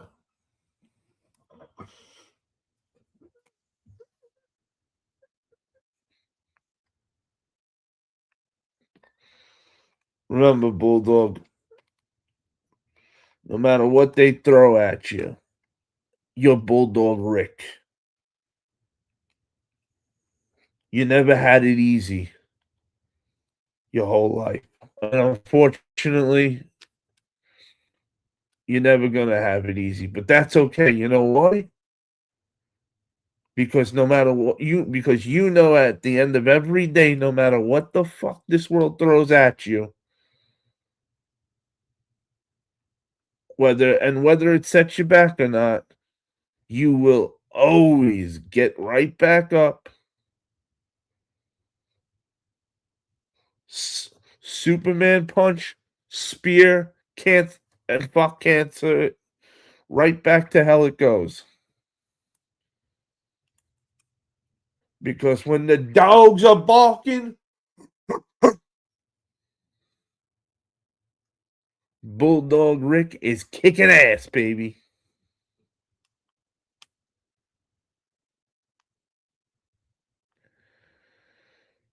Hey Chappelle, you now I know you're a big I know you're a big Cowboys fan also like myself, and that you like shoes. I, you're a big wrestling guy?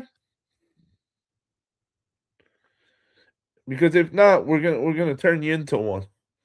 I promise you. I want to get you coming around more on the wrestling channel too.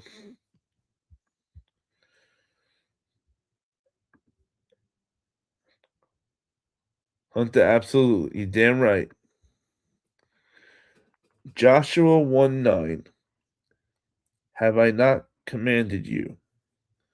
Be strong and courageous. Do not be afraid. Do not be discouraged. For the Lord your God will be with you wherever you go. I love you, Bulldog. Keep the faith. That was beautiful, Donald. I like that. WPF, I know, but it's life, and life has made me who I am. Love me or hate me, I don't care. I'm not going down. There we go. There's the attitude. That's what I'm talking. See, I'm getting fucking hyped up. I feel like I'm about to go pick you up and go fuck somebody up. You tell cancer we'll be there in 15 minutes, baby. It's smash and hammer time, baby. That's what's up. He said, Don, I love you too, man. Thank you.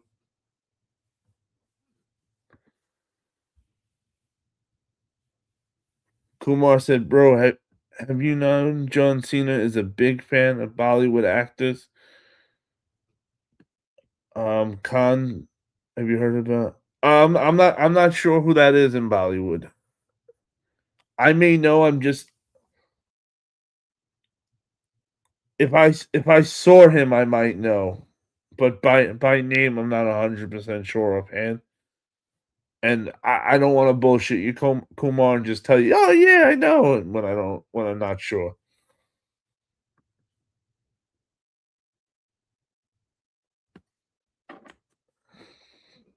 Hey, Bulldog, anything we can do to help, brother? Let us know.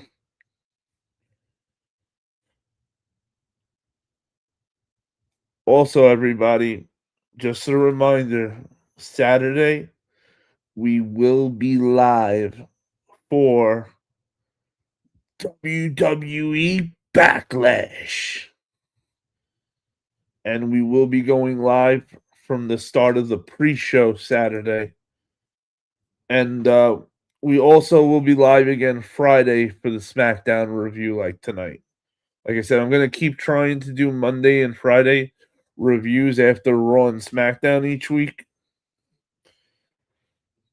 for the start.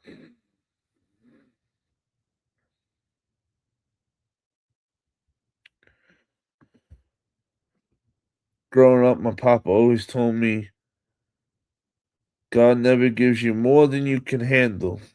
But yet, I'm at my breaking point. Kick me down, but yet I keep getting up. You know, my pops used to tell me the same thing too, Bulldog. That God will never give me more than I can handle.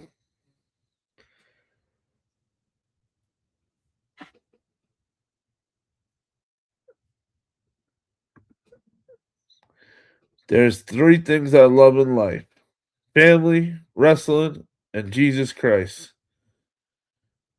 And you guys are my wrestling family.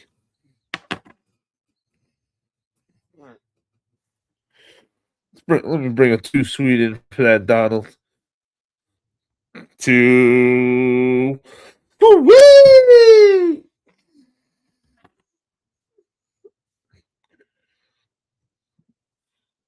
Man, wait till I start doing the wrestling shirts. You guys are gonna love it. I got so many cool fucking ideas. I actually got a prototype of one. I just had that I made it. It's with Jake the Snake. I actually did it for a pair of shoes, and I was hoping to have it to show you guys like a week and a half ago already. I actually got to call them tomorrow and see what the hell's going on. Why the damn shirt never came. And I actually was designing it online, like not trying to actually buy it. And then I clicked something and I wasn't paying attention. And I ended up putting an order in for a shirt. And I said, oh shit. Well, I said, well, all right.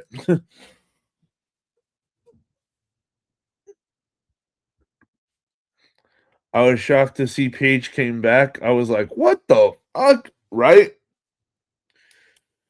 I, I didn't see that coming for shit sure. I had thought there was something with Paige, like something wrong with her that she couldn't wrestle anymore. Because when she did like a brief moment in AEW, I don't remember seeing her like physically do anything.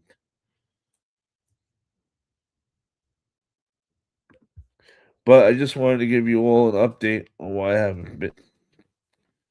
Bulldog Rick, we love you, brother. You are always in our prayers. And hey, I know when you're down and out, a lot of times you don't want to talk to nobody, but I'm glad you pushed yourself to come on tonight because sometimes you just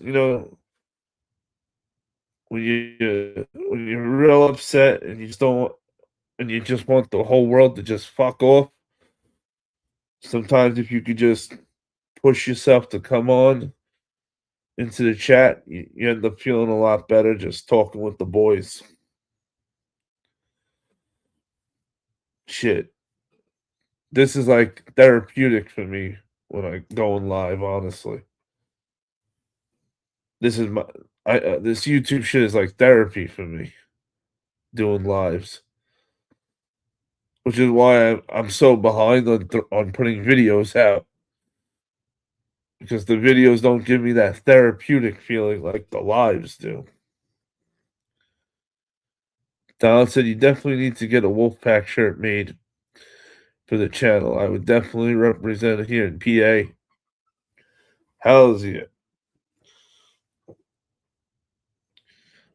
The I had the one WPF shirt through my sponsor Money Fresh at moneyfreshclothing.com. That I'm gonna have releasing soon. I'm just waiting for he's redoing his website. So once his website's up and running again, I'm gonna drop the first WPF shirt on his site, and I'm trying to get my once I get the subscribers up more, I'm gonna talk with Pro Wrestling Tees about it because they want 10,000 subs, which sucks because my other channel is good for that right now. So I'm hoping to get this channel up like that, up to that sooner than later.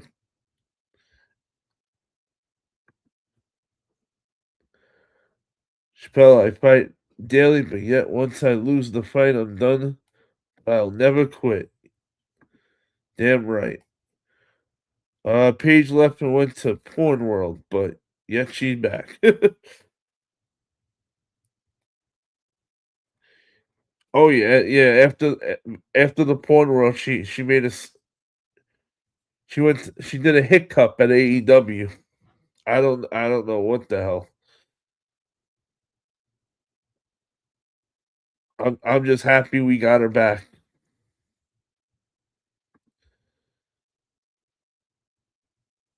Yep, well, I will volunteer to be in Paige's next movie. I'll second that. I know this is the wrestling channel, but it's the only way I can update you guys. Nah, it's okay, Bulldog. It's all good, brother. Not a problem at all, brother.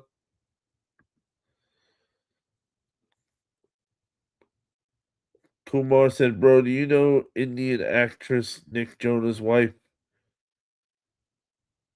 She's worked with The Rock." I think actually, I think so.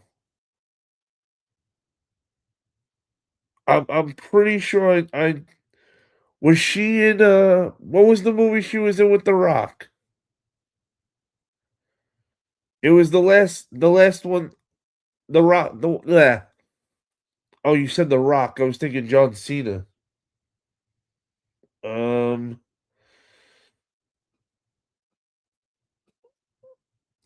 yeah, Kumar. What was the movie she was in with The Rock?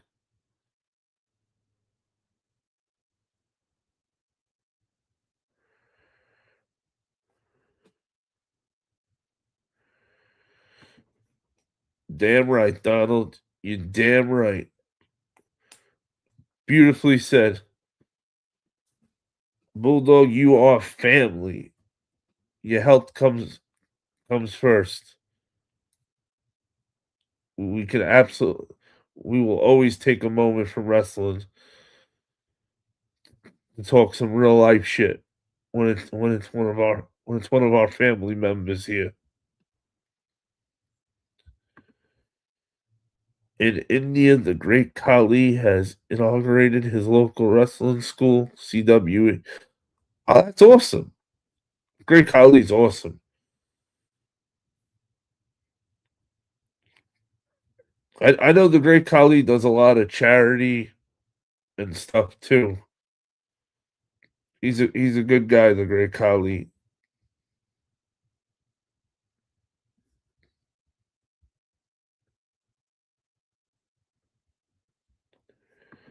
I was fighting with my family back in 2019.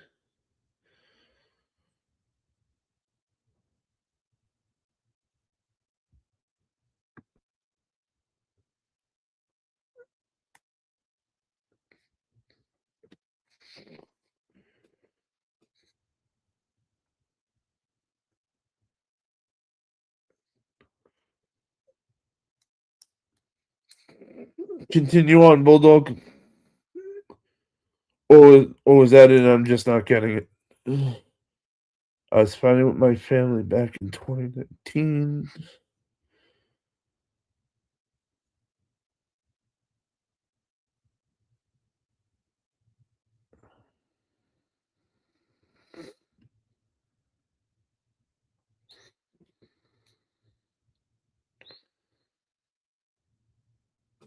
Well, the good thing is in 2026, your wrestling family got your back.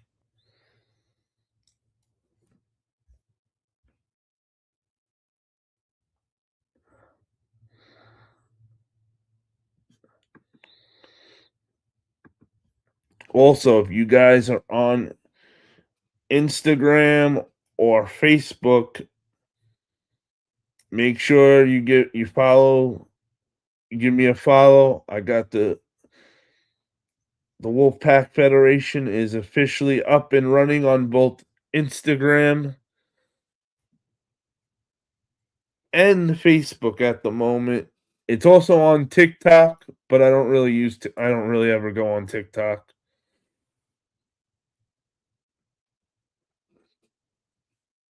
at the moment, at least.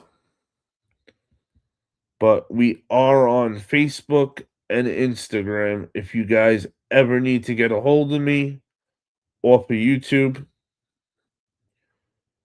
or Discord, we don't really, we haven't been. Me and my partner area haven't really been using the Discord. We've just kind of been using it. It's been a ghost town, the Discord at the moment.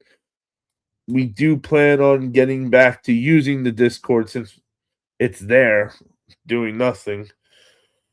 We just both have been so busy with everything else. We just haven't had time to do anything with Discord.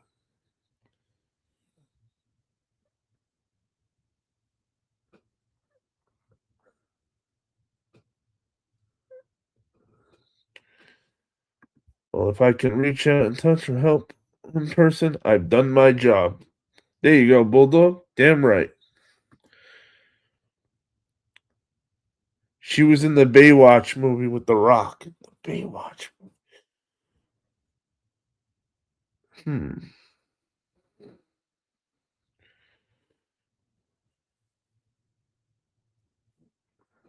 Shit, I can't remember Donald fucking A. Out of all the movies, I remember people with The Rock too. It would figure. That's the movie Paige did with The Rock, but she wasn't in the movie much.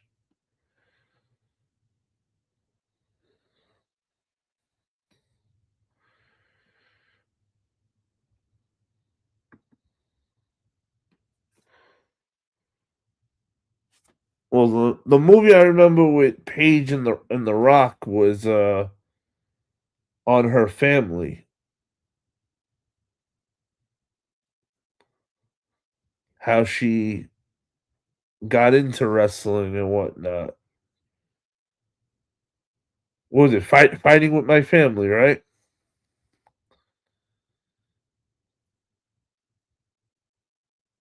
Oh, okay. Now I get what you were saying before, Bulldog Rick. You meant Fighting with My Family, the movie in 2019. Okay. Now I got you. I thought you said you were fighting with. I thought you meant you were fighting with your family in 2019. That's why I was like, continue on.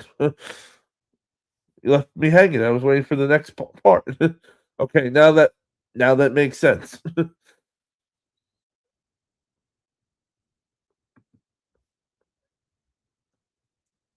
NiGHT, I just added Facebook again. I'll have to look it up again.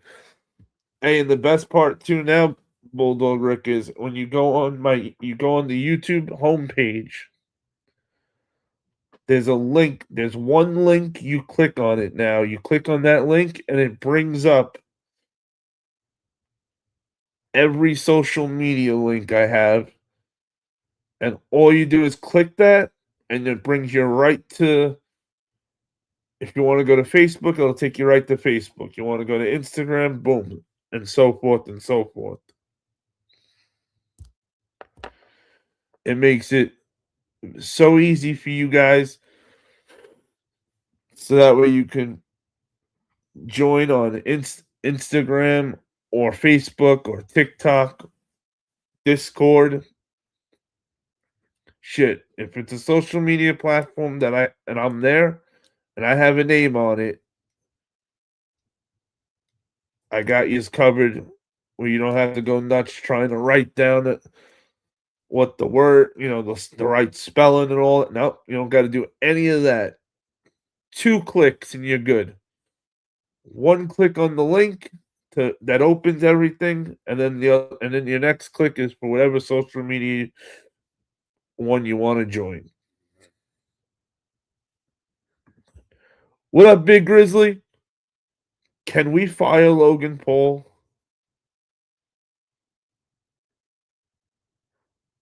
We could absolutely punch him in the face every week.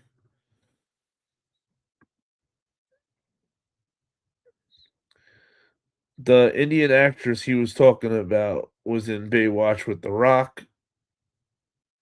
I got you, D. Paul. Can we fire Logan Paul? Was the guitar emoji at the end, Big Grizzlies? Because you want to hit Logan Paul with a guitar? A nice guitar shot over the head? Because we could definitely do that also. But hey, I just want to say goodnight. God bless you all. I wish I could stay, but not much sleep in the past few nights. And yeah, 4 hours of sleep in 3 days does not work, lol. We hear you, Bulldog Rick. Have a good night, brother. Just take one day at a time. And most of all, remember the number one thing, Bulldog. Fuck cancer.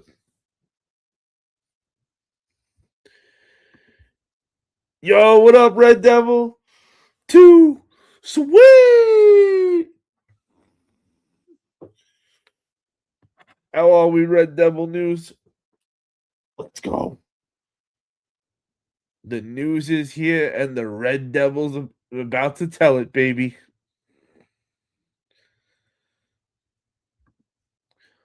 Logan Paul, as a person, is a dick bag, but is a good. Yeah, Logan Paul is a good wrestler, but he absolutely is a douche,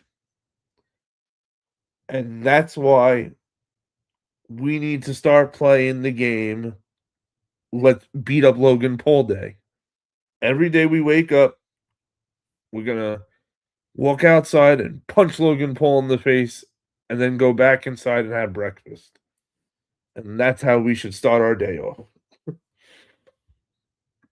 I'm doing good, brother. How you doing? Another day, another dollar, Red Devil. But actually, I am doing very good today because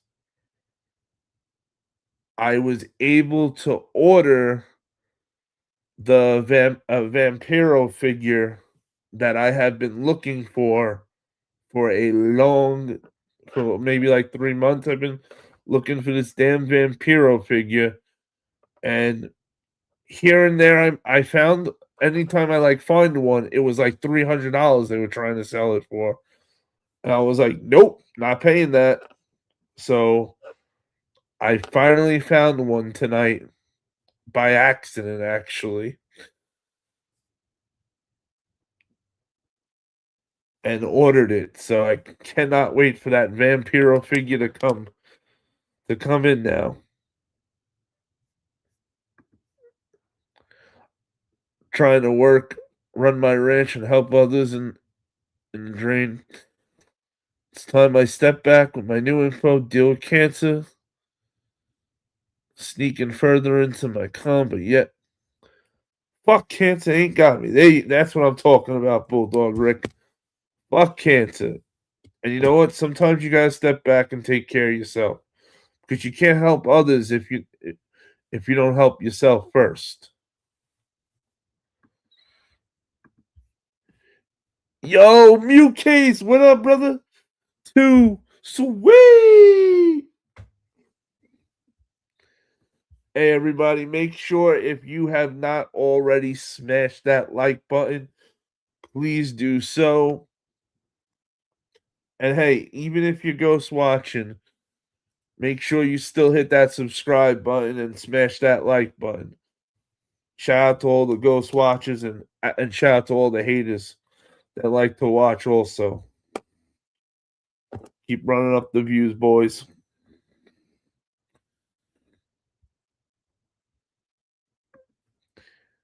In person, Logan is an awesome guy. Granted, he's cocky, but he's nothing in person as he is that he portrays himself.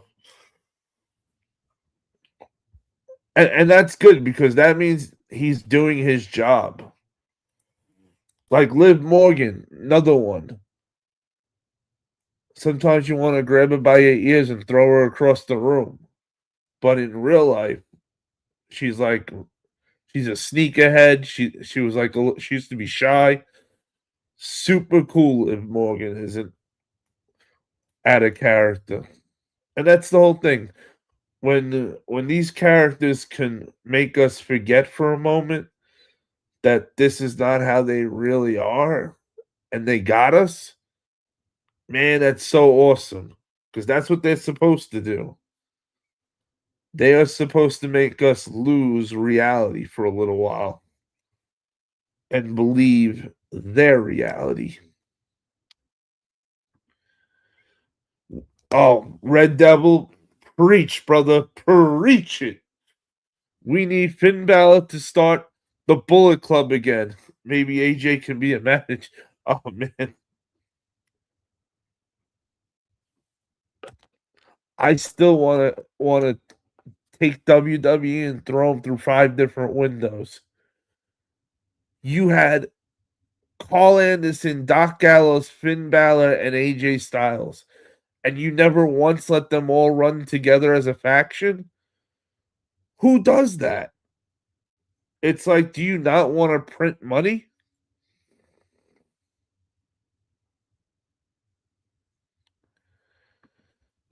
Good night, Don. God bless. How was the Raw episode? I'll have to catch it later. Mute. You don't need to. I'll say I'll save you the time. Just watch. Just really watch the end, and watch the Roman Reigns and Jacob Fatu promo. That was really good. Other than that, the real thing you needed to know from Monday Night Raw was the Judgment Day angle. Roxanne Perez hit Finn Balor with the mini hammer that they like to use to cheat in matches, but they showed you that she didn't really want to do it. So they're starting to the cracking and in the Judgment Day is starting to shall start. But other than that, Mute, you good money. No Danhausen. I didn't see any Danhausen. That's right. Did anybody see any Danhausen? Have a good night, brother. And God bless, Bulldog. Fuck cancer.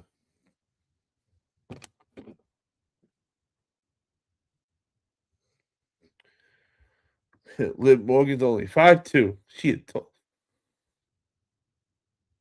tall, tiny lady.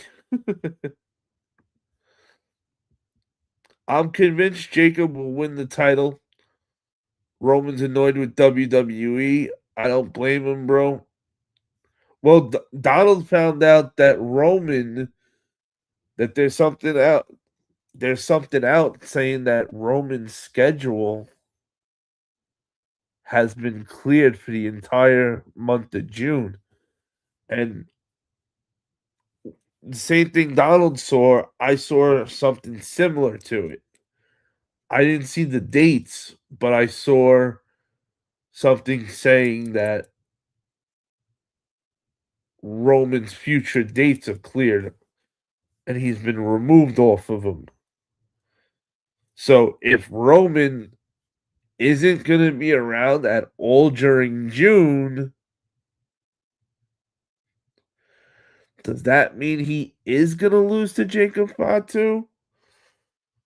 Or does Roman have a little side project that he's got to do?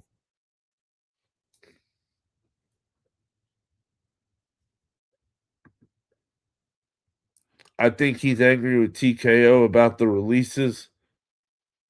I hope he is. Shit, I'm angry about the releases.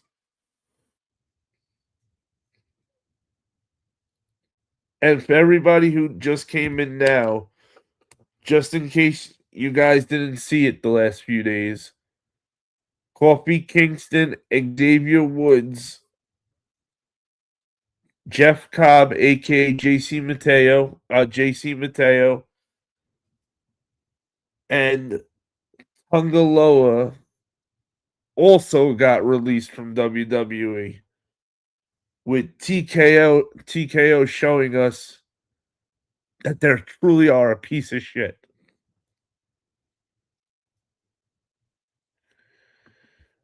Man, WWE is really You ain't wrong, Mute. You ain't wrong. Roman Reigns is not scheduled for WWE television in June 2026, including the Night of Champions PLE in Saudi Arabia, due to a reported clerical error regarding his initial advertising. Does that not sound like all kinds of fuckery, or what, boys?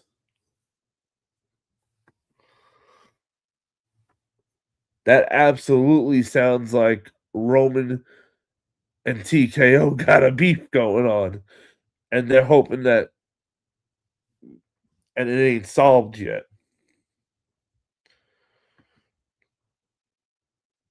Oh yeah, Red Devil. Aleister Black was the best one on the list to get released, in my opinion. How the fuck do you bring him back, then have him win a match and not book him? Well, hey, look at Jeff Cobb. Do you know they brought Jeff Cobb in for a month and then released him? A month he was here. How bad is that? And the other fucked up thing with talking about Aleister Black, do you know that when they brought when Aleister Black came back, he was told that the plan for him was gonna be him versus Randy Orton at WrestleMania. And Randy Orton was gonna be was supposed to go into WrestleMania as champion and lose to Aleister Black. That was the original plans. How they went from that to what they ended up going with is beyond me.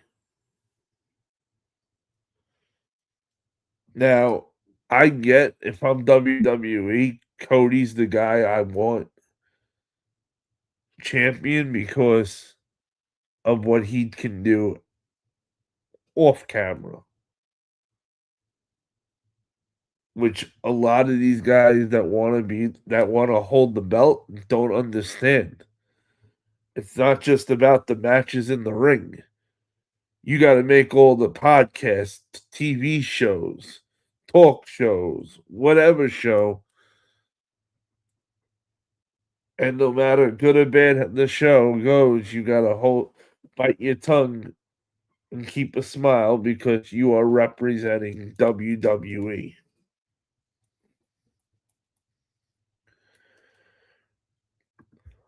I'm going to an AEW show on the 20th. I know nothing, but I'm sure it will be fun. Oh, you're absolutely going to have fun. Mute, where are you from again, by the way? I don't want the world champion to be off TV for a month. The champion needs to be on TV every week. I'm adding to it.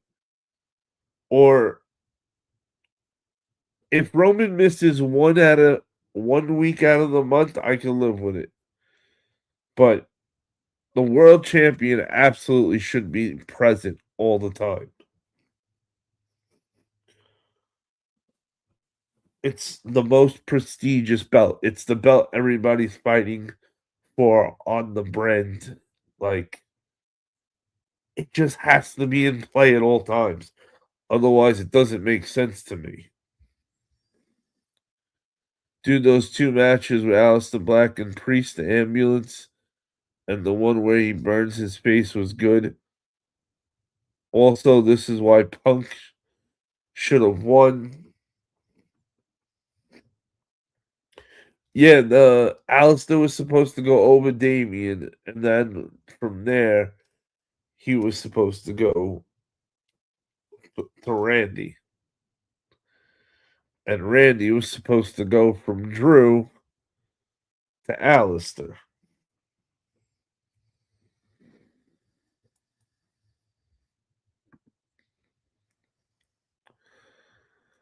Let's see. Yo, Fat Boy Kicks. Yo, Queens, get that money. What up, fam? How are we tonight, Fat Boy? Hey, make sure everybody, you have not already, smash that like button. If by some odd reason you haven't subscribed to the channel, whether you in the chat or you're ghost watching, please do so. Help me. We are on the road to 2,000 subscribers right now for this channel. That is our next goal right now is 2,000 before the end of May. The goal is.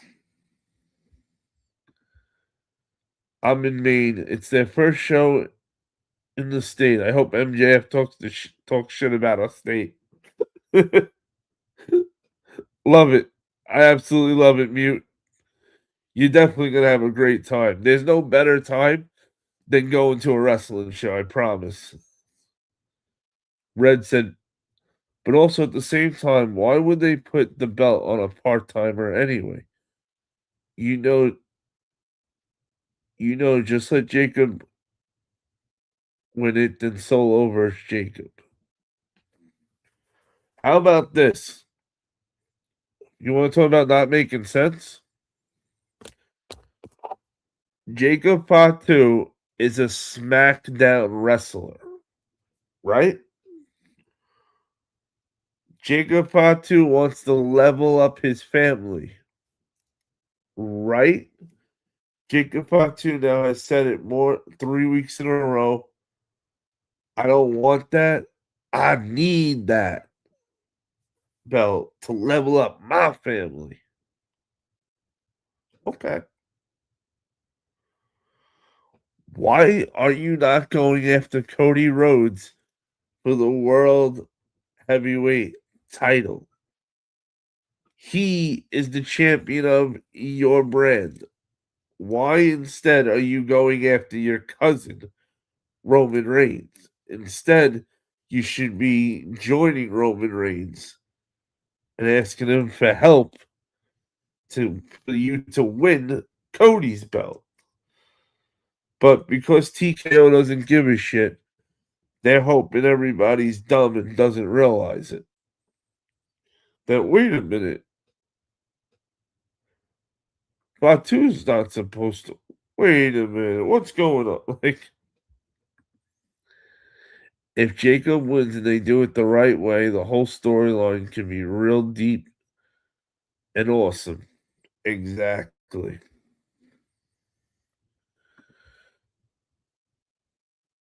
I actually am really loving the Roman versus Jacob. Right? Roman and the Jacob angle has been nothing but entertaining. And what better than to be with Roman? You know, Roman will really help, and he helps get that wrestler to that next level. So even if Jacob doesn't win, the extra fan power, that push he'll get from Roman Reigns giving him the rub, well worth it. I just gotta hope that that doesn't the Roman Reigns rub doesn't come with no tribal chief anymore. I think it's Jacob versus Roman because this bloodline story has a has about to get very interesting.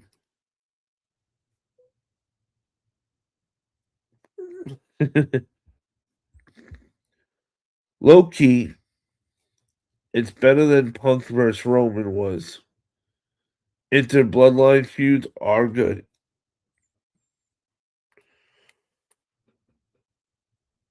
Um,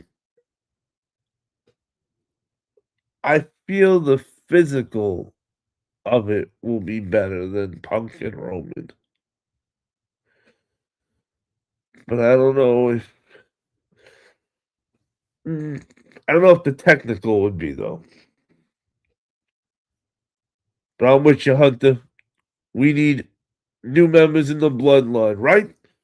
Right, my brother? We need some new bloodline members. And shit, I don't even want them to call it the bloodline anymore. I want them to really call it the first family. Or just call it the family. Since he's always the family this, the family that, right? Plus, I feel like using the bloodline name, like, what are they gonna do? Welcome to Bloodline version 3. Like, what?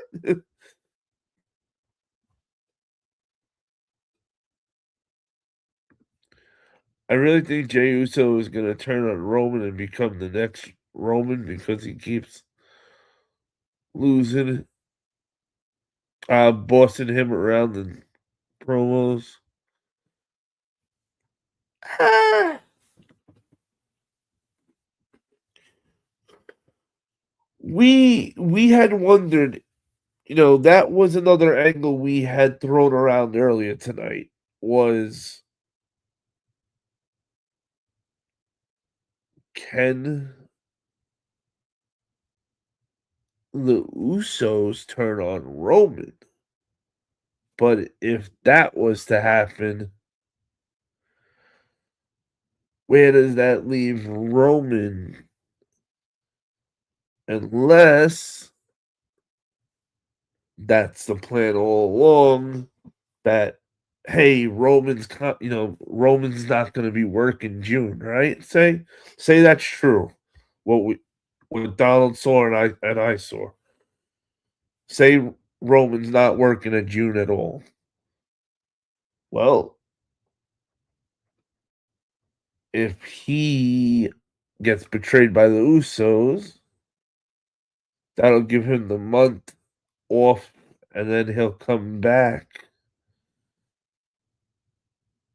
say July-ish, with a whole, oh my god, he's back. Roman's back. That's another storyline they can go. I rather than not. I want to see Roman Reigns head of the table with a brand new faction. And if obviously the Usos are gonna be in it right now, and if they're not gonna turn on Roman in the story at all, then we need at least 2 more members. I don't want just 1 more member. I need 2 more members, and then I will say Roman got a real faction that will do damage. Because you got to also look at it like this. When you have a faction,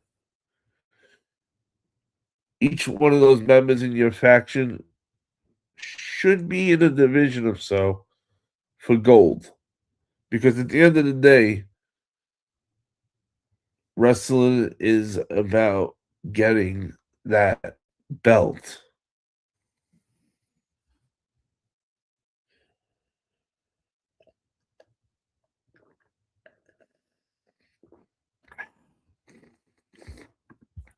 I would love to see Brock versus Jacob. That's a dream match. They have to be building something with Jay. Something, right? Like, but the way they showed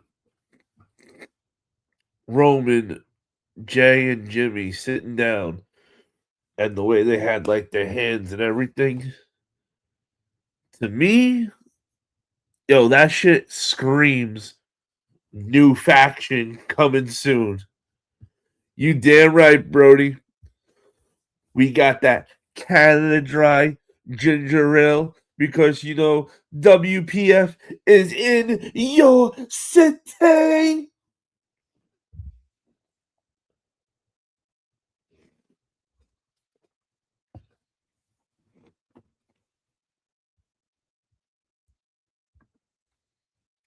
You really sound like Triple H there, Hunter. Deep voice. It's all about the game and how you play it.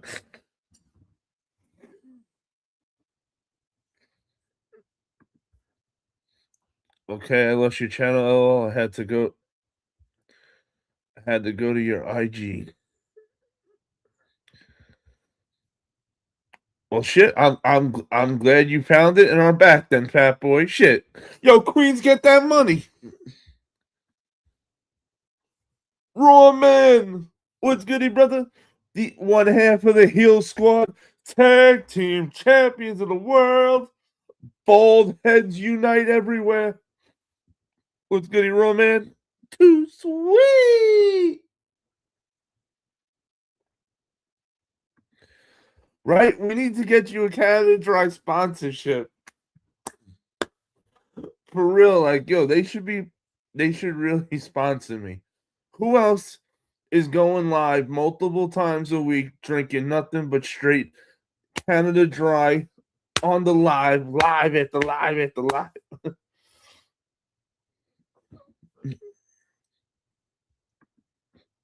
YouTube hiding shit.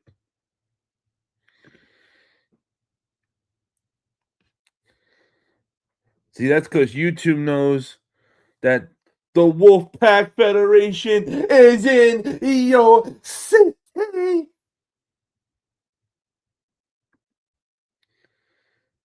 That's right, Roman. Bald Head Nation, baby. Woo! Ric Flair walking.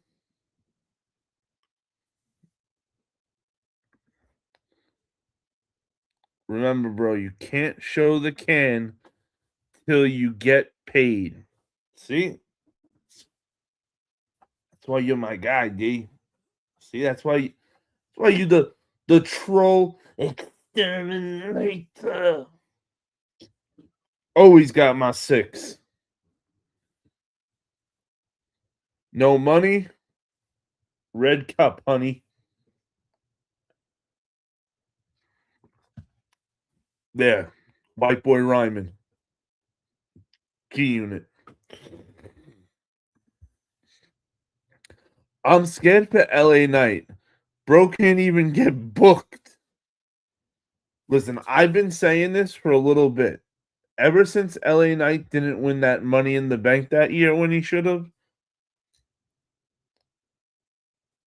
LA Knight needs to leave WWE.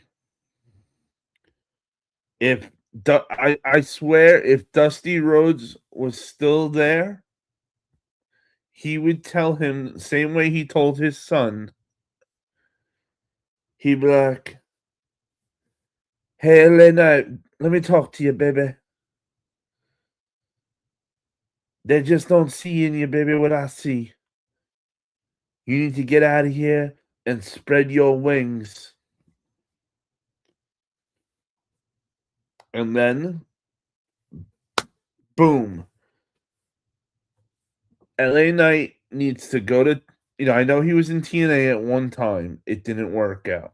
Different ownership, everything was different. If LA Knight leaves today and goes to TNA tomorrow, you know what happens the day after that? Oh my God, Mike Santana just dropped the belt to LA Knight. And you know what I got to say about that? Yeah.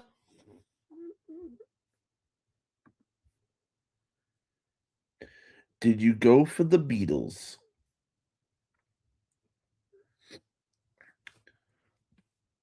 Yes, I did. But it didn't work out. But I got a raffling with CCS. We'll see what happens. Hey bro, are you going to get the Bloodline shoes when they drop? I wanted to because it's the Bloodline shoes, but I don't really do Jordan 12s anymore, so otherwise I would have been all over those bad boys. I wish it would have said something on them, like it should say Bloodline or something to let the people that don't watch wrestling know that these are the this is a collab with wrestling. Otherwise, everybody's just gonna think that they're just black and red 12s. They're not gonna know the significance of it at all if they don't know wrestling. My phone died. I just came back when I miss. Did LA Knight leave? Where does he go? How does he get booked? Peekaboo. LA Knight needs he needs to leave. If he doesn't leave, his star power is just gonna keep going down. Now, not everybody can be lucky like AJ Styles and Cody Rhodes and guys like that left and became more over than they ever have, to the point that WWE was letting them name their price to come back or to come there for the first time, either way. So I think truly that if LA Knight doesn't go while he's on top, it won't matter then. He'll just be a jobber anywhere he goes. But if he goes now, well, he's on top and he goes to TNA wrestling, I truly believe he will be world champion within the month he's in TNA.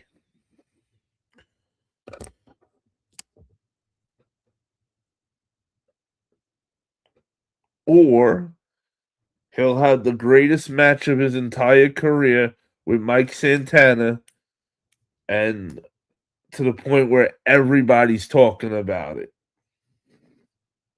And maybe he ends up winning a different belt. But either way, LA Knight will be a main event player in TNA and will have way more TV time than he has ever had before in WWE. Put the alcohol in the red. LA Knight sucks. Yeah. LA Knight and TNA would be nice. Hells yeah. That boy said, I remember him. Eli Drake. Yep. Hey, what up, Zach? What's good, brother? Welcome to the Wolfpack Federation, brother. Too sweet. Oh, my bad. Eli Drake returns to the impact zone. Someone said the Rockers are back. Is that true?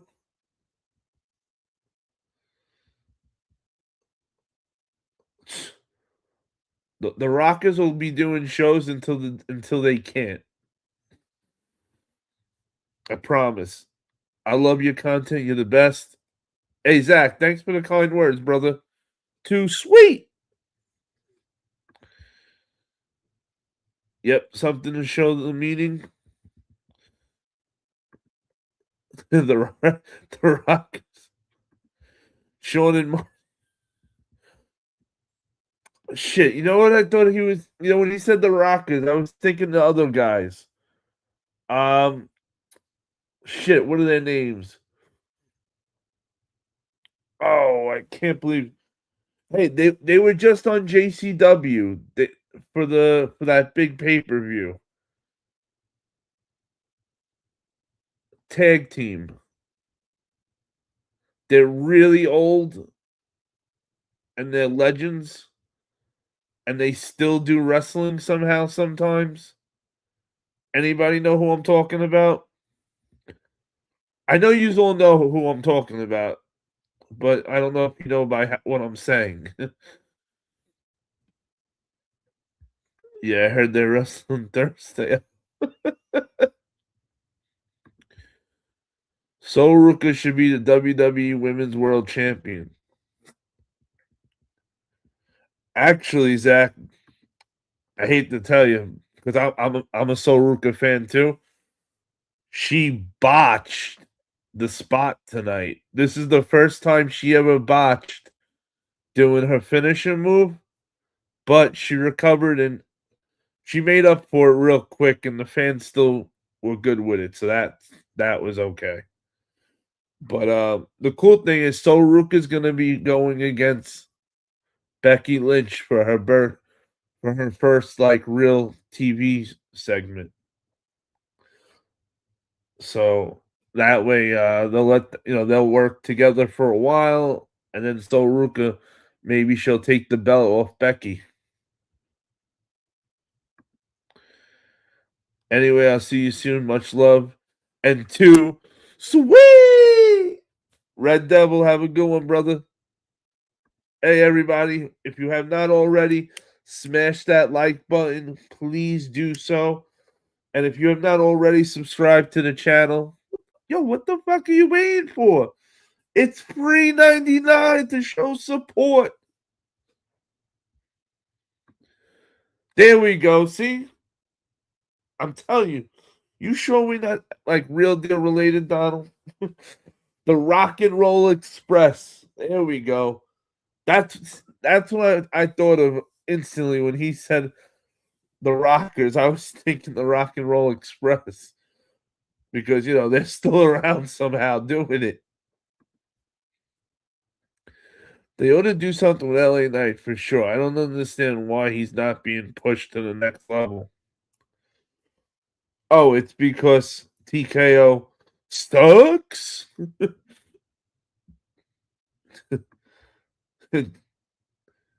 Demolition.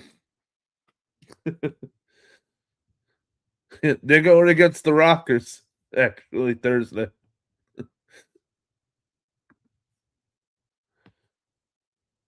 Really old legends in JCW, former WWE.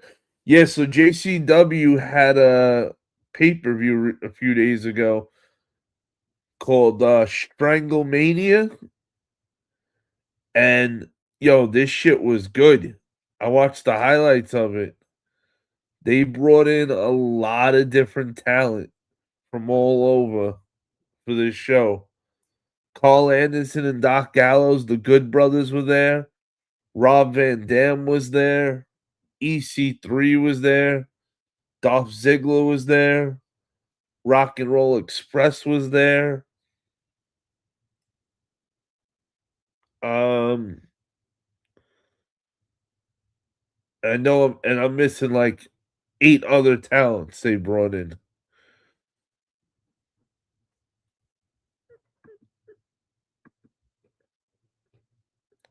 Apparently, John Cena is returning it back. That's right. I can't believe I forgot about that. Zach, too sweet for that. And Zach, make sure you hit that subscribe button, brother. We'd love to have you come around more often. John Cena is going to be returning to WWE at Backlash 2026, aka this Saturday, to tell us a huge announcement. I don't know what the announcement's going to be at all, but supposedly he's got huge news for us. And he's coming to Backlash to tell us it. So I don't know. I don't think it's going to be that John Cena's coming back to wrestle. I don't think that's going to be it. I wouldn't mind it, but I don't think so.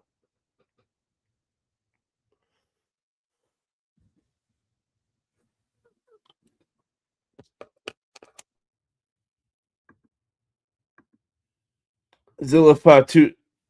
Well, there's rumors right now going on that Zilla Fatu maybe joining the WWE sooner than later, but unfortunately, these rumors for Zilla has gone out about him coming into WWE so many times I've seen before that I don't get too excited until I finally see him in WWE. It's on YouTube. You can watch it for free. Just look up JCW Wrestling Strangle Mania. Let's go, everybody. Everybody, make sure you give Zach the proper welcoming. He has officially just joined the Wolfpack Federation. Welcome to the pack, brother. Too sweet. Zach, you're now part of the family, brother.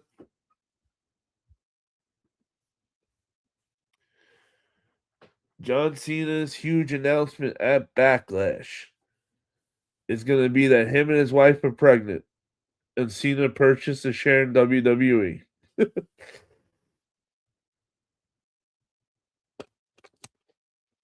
Yo, if John Cena came to Backlash and got on the mic and said that his huge announcement was that he saved money on his taxes and then just walked away and left and just dropped the mic and left, I might piss myself laughing. You know, I don't think it would never happen, but how funny would it be if he did something crazy like that?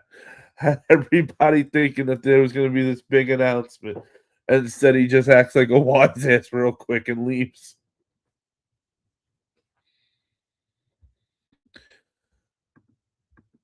I should join WWE. What are you guys' thoughts? I've been training to join WWE. How old are you, Zach?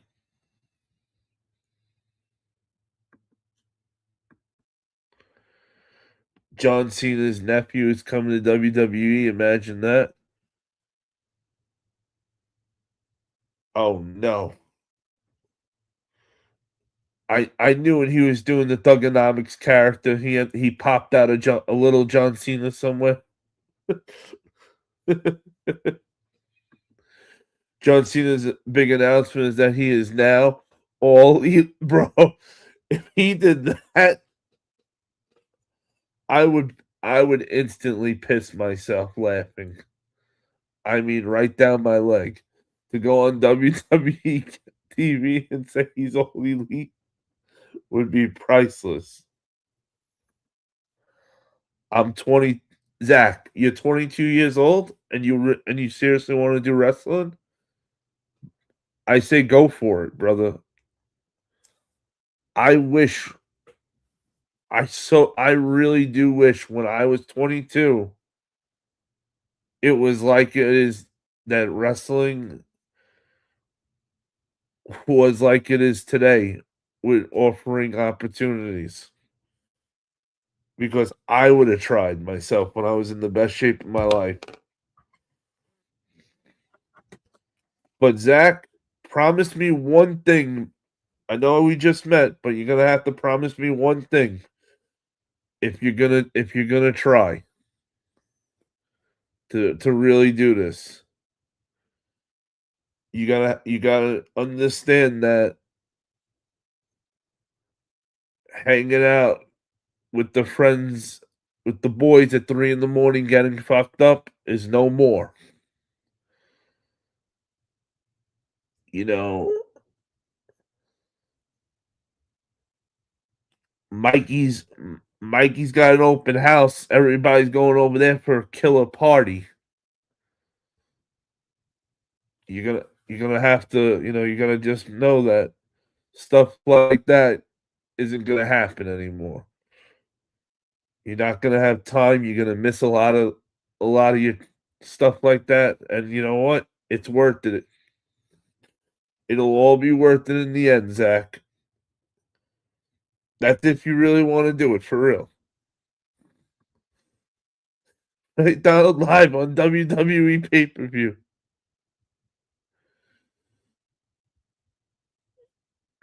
I should win the world heavy. Slow down there, man. Get in the door first. You gotta get in the door first. Yo, Keegan, what up, fam? Too sweet.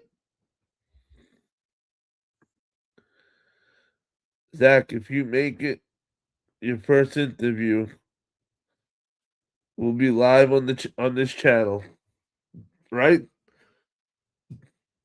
Don, he's got to give us a shout out also. Let everybody know you part of the pack. The pack gave we all had your back and gave you that the push to do it. I should tag team with Carmelo. I'm thinking about it. Hey, don't think about it. Do it. Real deal. You make a great living. And that's the other thing. Like, if you think you can, if you're interested in that kind of schedule, hell yeah, go for it.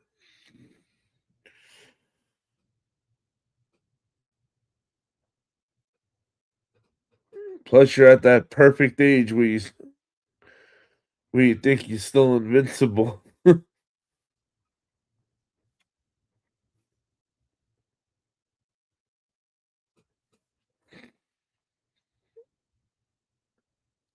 Hey, what would your ring name be, Zach?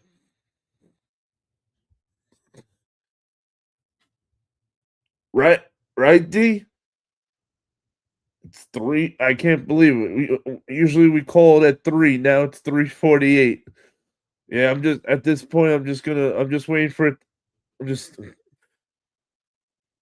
here. I'm here 10 more minutes, and then it's night. It's nighty night. I do wrestling in my backyard. Hey, just be careful with doing that stuff. Don't hurt yourself.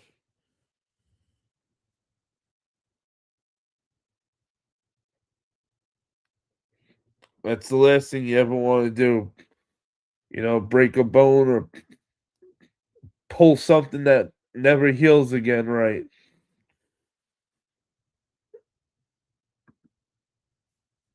But if you really truly want to do it, go sign up this week and do it, and don't look back. And if you're telling yourself it's not the right time, I need to do this first, that first, nah. There'll never be the right time. You just gotta decide, what do you want? your legacy to be? Your future? Shit, me, if I was 22 in this era, I would do it. Even if I couldn't make it, I'd still wanna know at least I tried. Or, who's to say you don't make it with WWE and somebody else is there watching that would like you, that would wanna throw you on their show, so maybe the maybe that's what John Cena whispered in Bianca Belair's ear at WrestleMania. "Hey, Bianca, you're not the only pregnant one. My wife and I are having twin Cenas." Oh, no.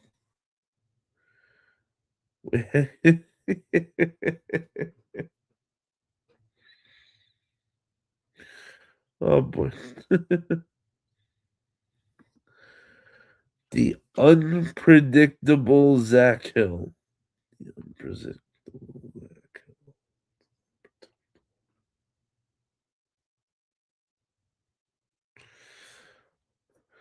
Unpredictable Zach Hill. Man, Zach, I might just shorten it to Mr. Unpredictable.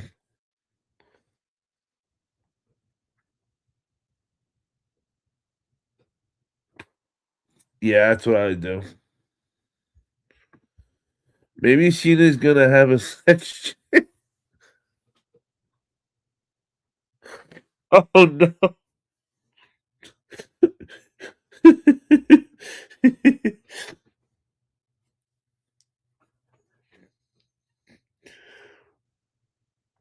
I'm dying to know what really it is.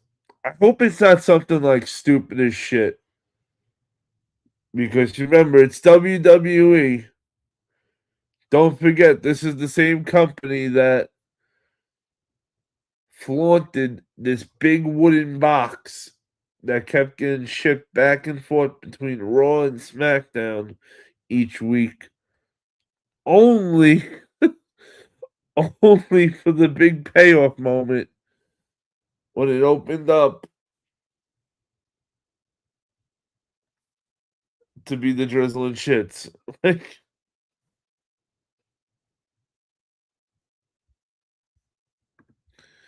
Don, he is. He absolutely is a legend. You know it's gonna be dumb as shit.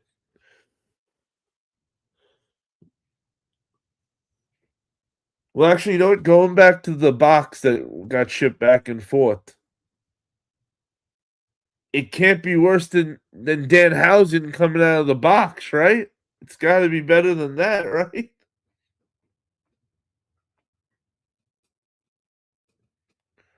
I hope.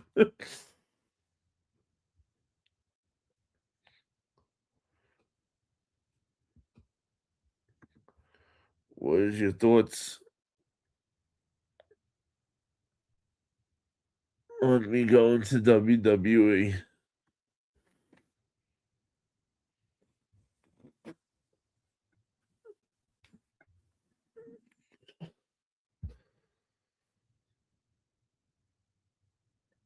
Oh, and Zach, I think the WWE tryout is $600 also.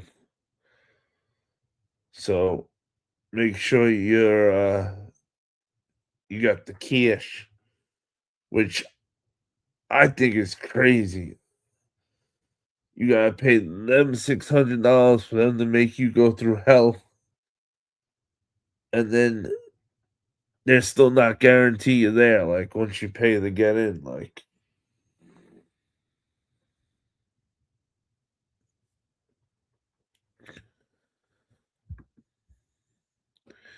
John Cena can only announce that him and his wife are pregnant with future WWE superstars, but it was also showed blah blah blah blah. Also showed the DNA results of him and Darren Young and their blood cousins.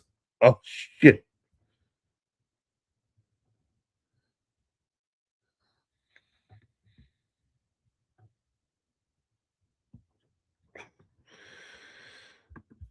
How tall are you and how much do you weigh, Zach? He's 6'1" and 250. 251. That's not bad.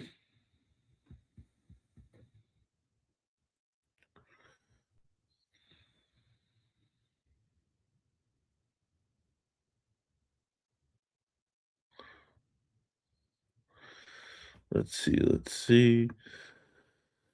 Darren Young makes his return. Remember with Bob Back? Yo, that was crazy when Darren Young and Bob Backlund were a team. That show was so stupid.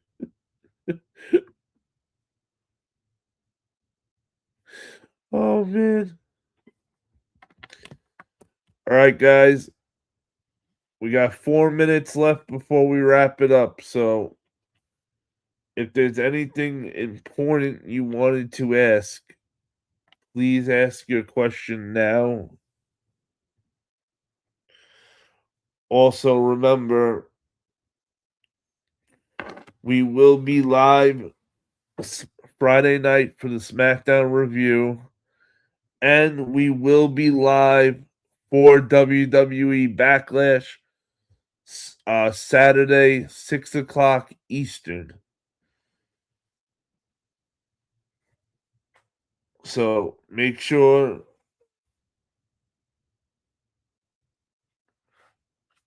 you write, you got your notifications down. That way you get that beep when it goes live. Also, if you have not already, smash that like button. Please smash that like button. Double tap the screen. Give it a Hulk Hogan leg drop. Whatever you got to do.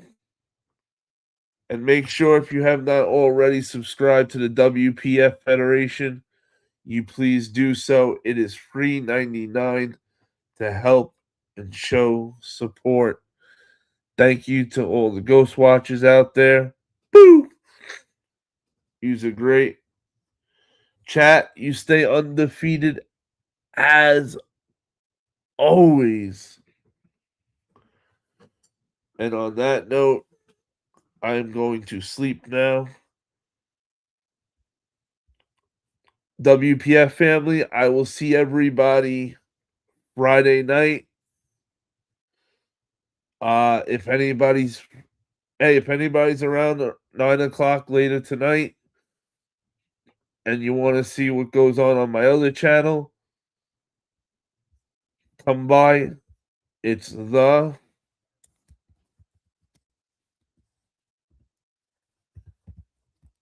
_Hunter _55 is my other channel.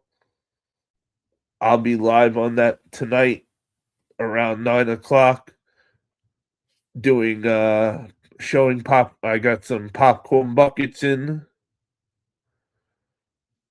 that I will be debuting tonight on the other channel.